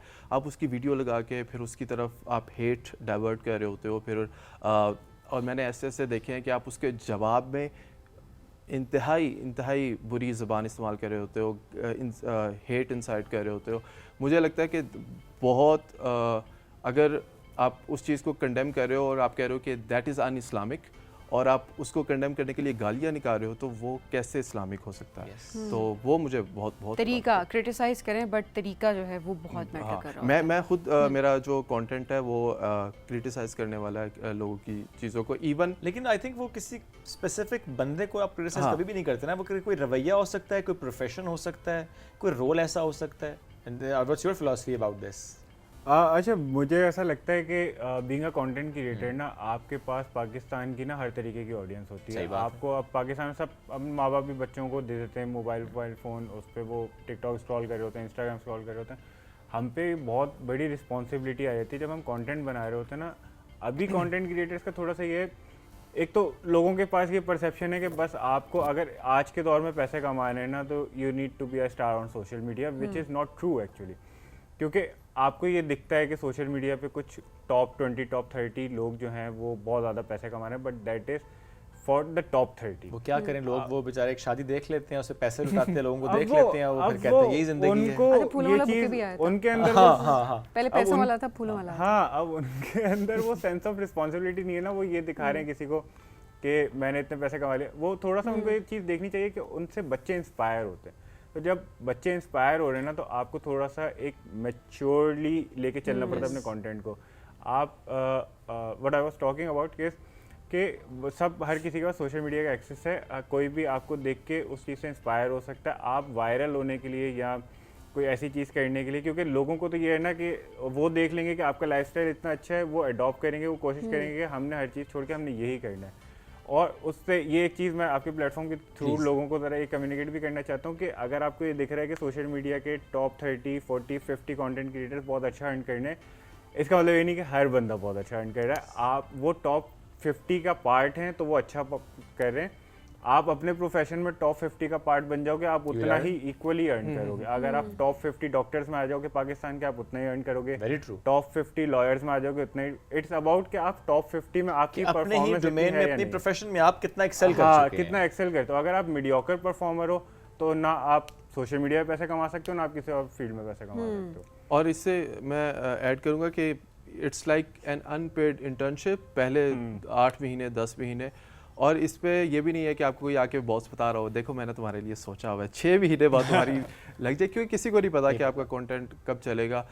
हो सकता है कि वो इंटर्नशिप आपकी 1 महीने बाद खत्म हो जाए, हो सकता है कि वो 3 साल चलती यू नेवर नो, एक समटाइम्स एक वीडियो आपको इतना पुश दे देती है, एंड समटाइम्स आप 10 लगे रहते videos हैं। भी इसमें हमारे views साथ नहीं आ बहुत सी रहे एग्जांपल है, मोमिन साकिब, क्योंकि अक्सर वो जिक्र भी करते हैं कि कंटेंट तो कब से बना रहे थे, वीडियोस बना रहे थे, बट एक वीडियो ने उनको हिट कर दिया। हो जाता है इसी तरह दानानीर मुबीन का हुआ यस था। पारी हो बाय द वे, बट हाँ, लेकिन उन्होंने बहुत स्मूथली अपने आप को ट्रांजिशन अच्छा किया, no doubt, that's very true. Alright, अच्छा मुझे ये बताएं कि फैमिली व्लॉगिंग को लेकर आप दोनों के क्या व्यूज हैं? कंट्रोवर्सी की तरफ आ गए हम। Just a question. नहीं मेरा फैमिली के ऊपर यही व्यू है कि जो कर रहा है वो कर रहा है, उसे करने देना चाहिए। लेकिन ऑब्वियसली जो उस पर तनकीद कर रहे हैं उनके भी बड़े वैलिड पॉइंट्स हैं, ठीक है। उनको उसका हक होना चाहिए। लेकिन अगेन जो मैंने पहले बात रखी थी ना, आप जब कोई ऐसी चीज़ उनके कंटेंट में शो कर रहे हैं जो आपको इंडिसेंट लग रही है, तो इससे एहतियात के साथ करें कि आप भी उतने ही इंडिसेंट ना हो रहे हो उनको क्रिटिसाइज करने में। Very true. तो selection choice of words should be nice. Yes, आपको नहीं पसंद आप ना देखें, आपको नहीं पसंद आप अच्छा कंटेंट क्रिएट करें मार्केट के लिए। एग्जैक्टली हाँ, ये आपने बहुत अच्छी पॉइंट रखा है कि ये मुझे कोई और भी डिस्कस कर रहा था कि बजाय आप उनको कहते रहो यार ये गलत कर रहे, गलत आप सही कर दो, पैरेलल में आप एक इतनी अच्छी कंटेंट बना के तो दिखाओ कि रीच नहीं लोग आती ना, बेचारे क्या करें। हाँ उनको रीच में क्रिटिसाइज करके मिल रही है, वो क्या करें? हाँ ऐसा नहीं, होता है। क्रिटिसाइज करके भी नहीं मिल रही, मैं ऐसे भी नहीं कहूंगी, बट देखें एक बैलेंस होना बहुत इंपॉर्टेंट है कि अगर एक कोई ऐसा काम कर रहा है दूसरे को नहीं पसंद, तो एटलीस्ट एक काउंटर तो होना चाहिए ना। काम के अदरवाइज थ्रू एक ही होना चीज है वो पीक पे जाई जा रही है, और जो कि काफ़ी हद तक ठीक नहीं भी होती। ऐसा नहीं है कि सारी फैमिली व्लॉगर्स हमने देखे होंगे वो बुरे ही होते हैं। अरशद रील्स हमारे सामने एक एग्जांपल है, फैमिली के साथ ही वो वीडियोस बना रहे होते हैं बट बहुत अच्छा कंटेंट होता है। बट हाँ, कुछ कंटेंट ऐसे होते हैं जिसमें थोड़ी लिमिट। थोड़ा सा ऐड करना चाहूँगा, मेरा थोड़ा सा डिफरेंट ओपिनियन हो सकता है we appreciate and we respect से, बट द थिंग इज कि I think family vlogging itself is not cringe neither a bad thing. It's देखें, एक लड़का व्लॉग बना रहा है अपना, आउटिंग कर रहा है, इट्स ऑल गुड, ठीक है, लोगों को पसंद आता है। एक लड़की इंडिविजुअली अपना कंटेंट बना रही है, व्लॉग कर रही है, सबको पसंद आता है। What if they both are brother and sister and they start vlogging together? वो भी ठीक है, वो भी ठीक है, कोई उसमें मसला नहीं है। अब फैमिली व्लॉगिंग को इतना जो क्रिंज बना दिया है कुछ गलत हरकतों की वजह से, that is a bad thing. But इसकी वजह से ये नहीं कि हम पूरी फैमिली व्लॉगिंग को। अच्छा, ये आपका बड़ा वैलिड पॉइंट है कि वो टर्म हमने इस्तेमाल कर ली, हालांकि हमें शायद उस कंटेंट पे बात करनी चाहिए, हमें कंटेंट पे बात करनी चाहिए। एग्जैक्टली, अगर तो हमें किसी बंदे का फैमिली के अंदर बनाया हुआ कंटेंट बुरा लग रहा है, वो अगर अकेले भी बनाता वो बुरा ही कंटेंट बना। सही बात है। इट्स नॉट दैट कि वो फैमिली के साथ बना रहा तो वो अच्छा बुरा बना रहा है। हाँ, वो उसकी मेंटेलिटी है एक गलत कंटेंट क्रिएट करने की, तो वो दोस्तों के साथ बनाएगा तो भी गलत कंटेंट को क्रिएट क्रिटिसाइज करना है। हाँ, वो बेसिकली हमें कंटेंट को क्रिटिसाइज करना है। मेरा असल में लोग क्या करते हैं कि वो फैमिली व्लॉगिंग को उन्होंने इतना बुरा बना दिया है कि अब वो किसी को भी एक्सेप्ट नहीं करना चाह रहे फैमिली व्लॉगिंग में। तो इससे तो उन लोगों का भी नुकसान है ना जो बहुत तमीज से एक भाई बहन कोई फैमिली मिलके कोई अच्छा काम कर रहे हैं, अच्छा काम अच्छा कर रहे हैं। ये भी बहुत से कपल्स हमें नजर आ रहे हैं। इसमें कोई बुराई नहीं है कि Instagram पे अगर बहुत ज्यादा कोई लड़की व्लॉगिंग कर रही है, इसमें कोई बुराई नहीं है। लड़का लड़की बन के कर रहा, कोई मसला थोड़ी है। वो तो मैं भी कर रहा हूँ। वो तो मैं भी कर। आप तो बीवी भी बन चुके हैं, माँ भी बन चुके हैं। मैं माँ बन चुका हूँ, बाप आपने बन चुका वैसे हूँ। आज पहली बार कोई टास्क नहीं दिया। टाइम कम था जरा, मैं तो हमारे उनको पास टास्क है देना वैसे। चाह रहा था ना, हमारे आपस में पास टास्क है। देना उनको। हाँ, अब ये आप दें। अच्छा, उनकी बीवी बन के को डांटे ना उनको, कोई ऐसा हाँ। टास्क देते ना कि आप वैसे बीवी बनने का इतना एक्सपीरियंस है आपको, अली की बीवी बन के। सोच रहे ना मैं फेमिनिस्ट सिर्फ इंटरनेट पे बताऊं इतना मैं बुरी। So that's the task जी, वो एक बहुत चलें खड़ूस जी। किस्म के हस्बैंड है और आप एक बहुत रोमांटिक किस्म की अब बीवी आप हैं। थोड़ी शक्ल बना लें, खड़ूस हैं आप फिलहाल। खड़ूस इतनी स्वीट शक्ल बनेगी कैसे? मैंने बिल्कुल ऑपोजिट टास्क दे दिया वैसे, मेरा ख्याल है नहीं, आप स्वीट हस्बैंड है और एक खड़ूस बीवी है। तो मैं कपड़े धोने का बोला था, तुम धो दिया? कल तो धोए थे तुम, दिन में 3 बार कपड़े क्यों चेंज कर रही हो? मेरे कपड़े मेरी मर्जी। इतने ना खरीदा करो ना पहले। तुमने बर्तन धोए, झाड़ू से मारूं क्या कर रही तो? को देखकर उनकी हंसी निकल गई। मुझे लग रहा है आप अकेले ही बैठ के कंटेंट बना रहे हो, तो कोई सामने हो तो आपको हंसी आ जाएगी। हम कल बना रहे थे और हम हंसी जा रहे थे। लूडो वाला कंटेंट। हाँ, लूडो वाला हम हंसी जा रहे थे कल। प्रपोजल तो बहुत आते होंगे दोनों को, इतने भी नहीं आते। सॉर्ट ऑफ लाइक क्या फ्रीक्वेंसी है? 24 proposals a week? I guess more than that a day. Oh, वो गिन रहे। नहीं मैं सोच रहा हूँ मुझे इतने क्यों नहीं आ रहे। मैं क्या गलत कर रहा हूँ? नहीं मेरी 3 नहीं, मैं असल में बहुत ज्यादा वो कंटेंट भी है ना मेरा, मैं बहुत ज्यादा शो पर आपको करता हूँ कि proposal मैं आपकी side सिंगल से रहेगा, सिंगल क्योंकि हूँ, आप वो भी सिंगल हूँ। बंद मुझे दोनों साइड से नहीं, ये नहीं चलेगा। सॉरी। क्या 2025 आप दोनों की शादी का साल भी है? मुझे ऐसा नहीं लग रहा। मेरे घर वाले कोशिश कर रहे हैं कि मुझे वो मना लें। आई थिंक थोड़ा सा टाइम लग जाएगा। मैं घर वालों को कोशिश कर रहा हूँ कि मैं बना लूँ। ये करना चाहते हैं, हो नहीं रही। घर वाले कह रहे हैं कर लो, वो कह रहे हैं मैं करूंगा मैं नहीं। मजाक कर रहा हूँ, वो मेरे भी घर वाले पीछे पड़े हुए। असल में ये कंटेंट क्रिएटर्स के लिए ये ज़रा ज़्यादा मुश्किल हो जाता है, क्योंकि मेरी सारी सोशल लाइफ इधर इस्लामाबाद में है या लाहौर में है, और फैसलाबाद में मेरे दोस्त कम हैं। तो अब मेरी जो सारी सोशल लाइफ हो गई हुई है ना, वो सिर्फ इंटरनेट पे होगी, और internet is a very risky place to connect with people. तो अरेंज मैरिज करते हुए डर लगता है, तो इस वजह से फिलहाल आप डर तो फिर मेरा निकालना ख्याल है चाहते हैं। 2025 के 2026 27 भी हमें कोई नजर नहीं आ रहा। आसान नहीं है बद्दुआ दे फिलहाल। रही हैं आप। नहीं, बद्दुआ नहीं दे रही, दुआ ही कर दे, प्रेडिक्ट कर रही हूँ। कम से कम दुआ ही कर दे। अल्लाह आप दोनों को नेक बीवियां अता बीवियां करे। अता फरमाए दोनों, और जो भी जल्दी। आपका जल्दी ऐसी बात पे हाथ उठाता है।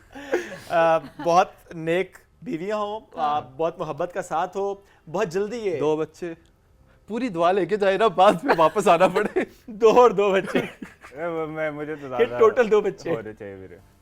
मेरा ख्याल है यही मैटर करते हैं, मामला कहीं और निकल जाएगा। Thank you so much Ali, thank you so बहुत मच। मजा आया आप लोगों के बहुत साथ। बहुत शुक्रिया, अच्छा लगा। बहुत Thank you अच्छा आप for दोनों having काम us. करें और इसी तरह अच्छा कंटेंट क्रिएट करें। Thank हम you सब so बहुत much. एंटरटेन Thank होते हैं you so इंटरनेट। ग्रेट। आपने इस सेट पे कोई फूल तो नहीं देख लिए ना?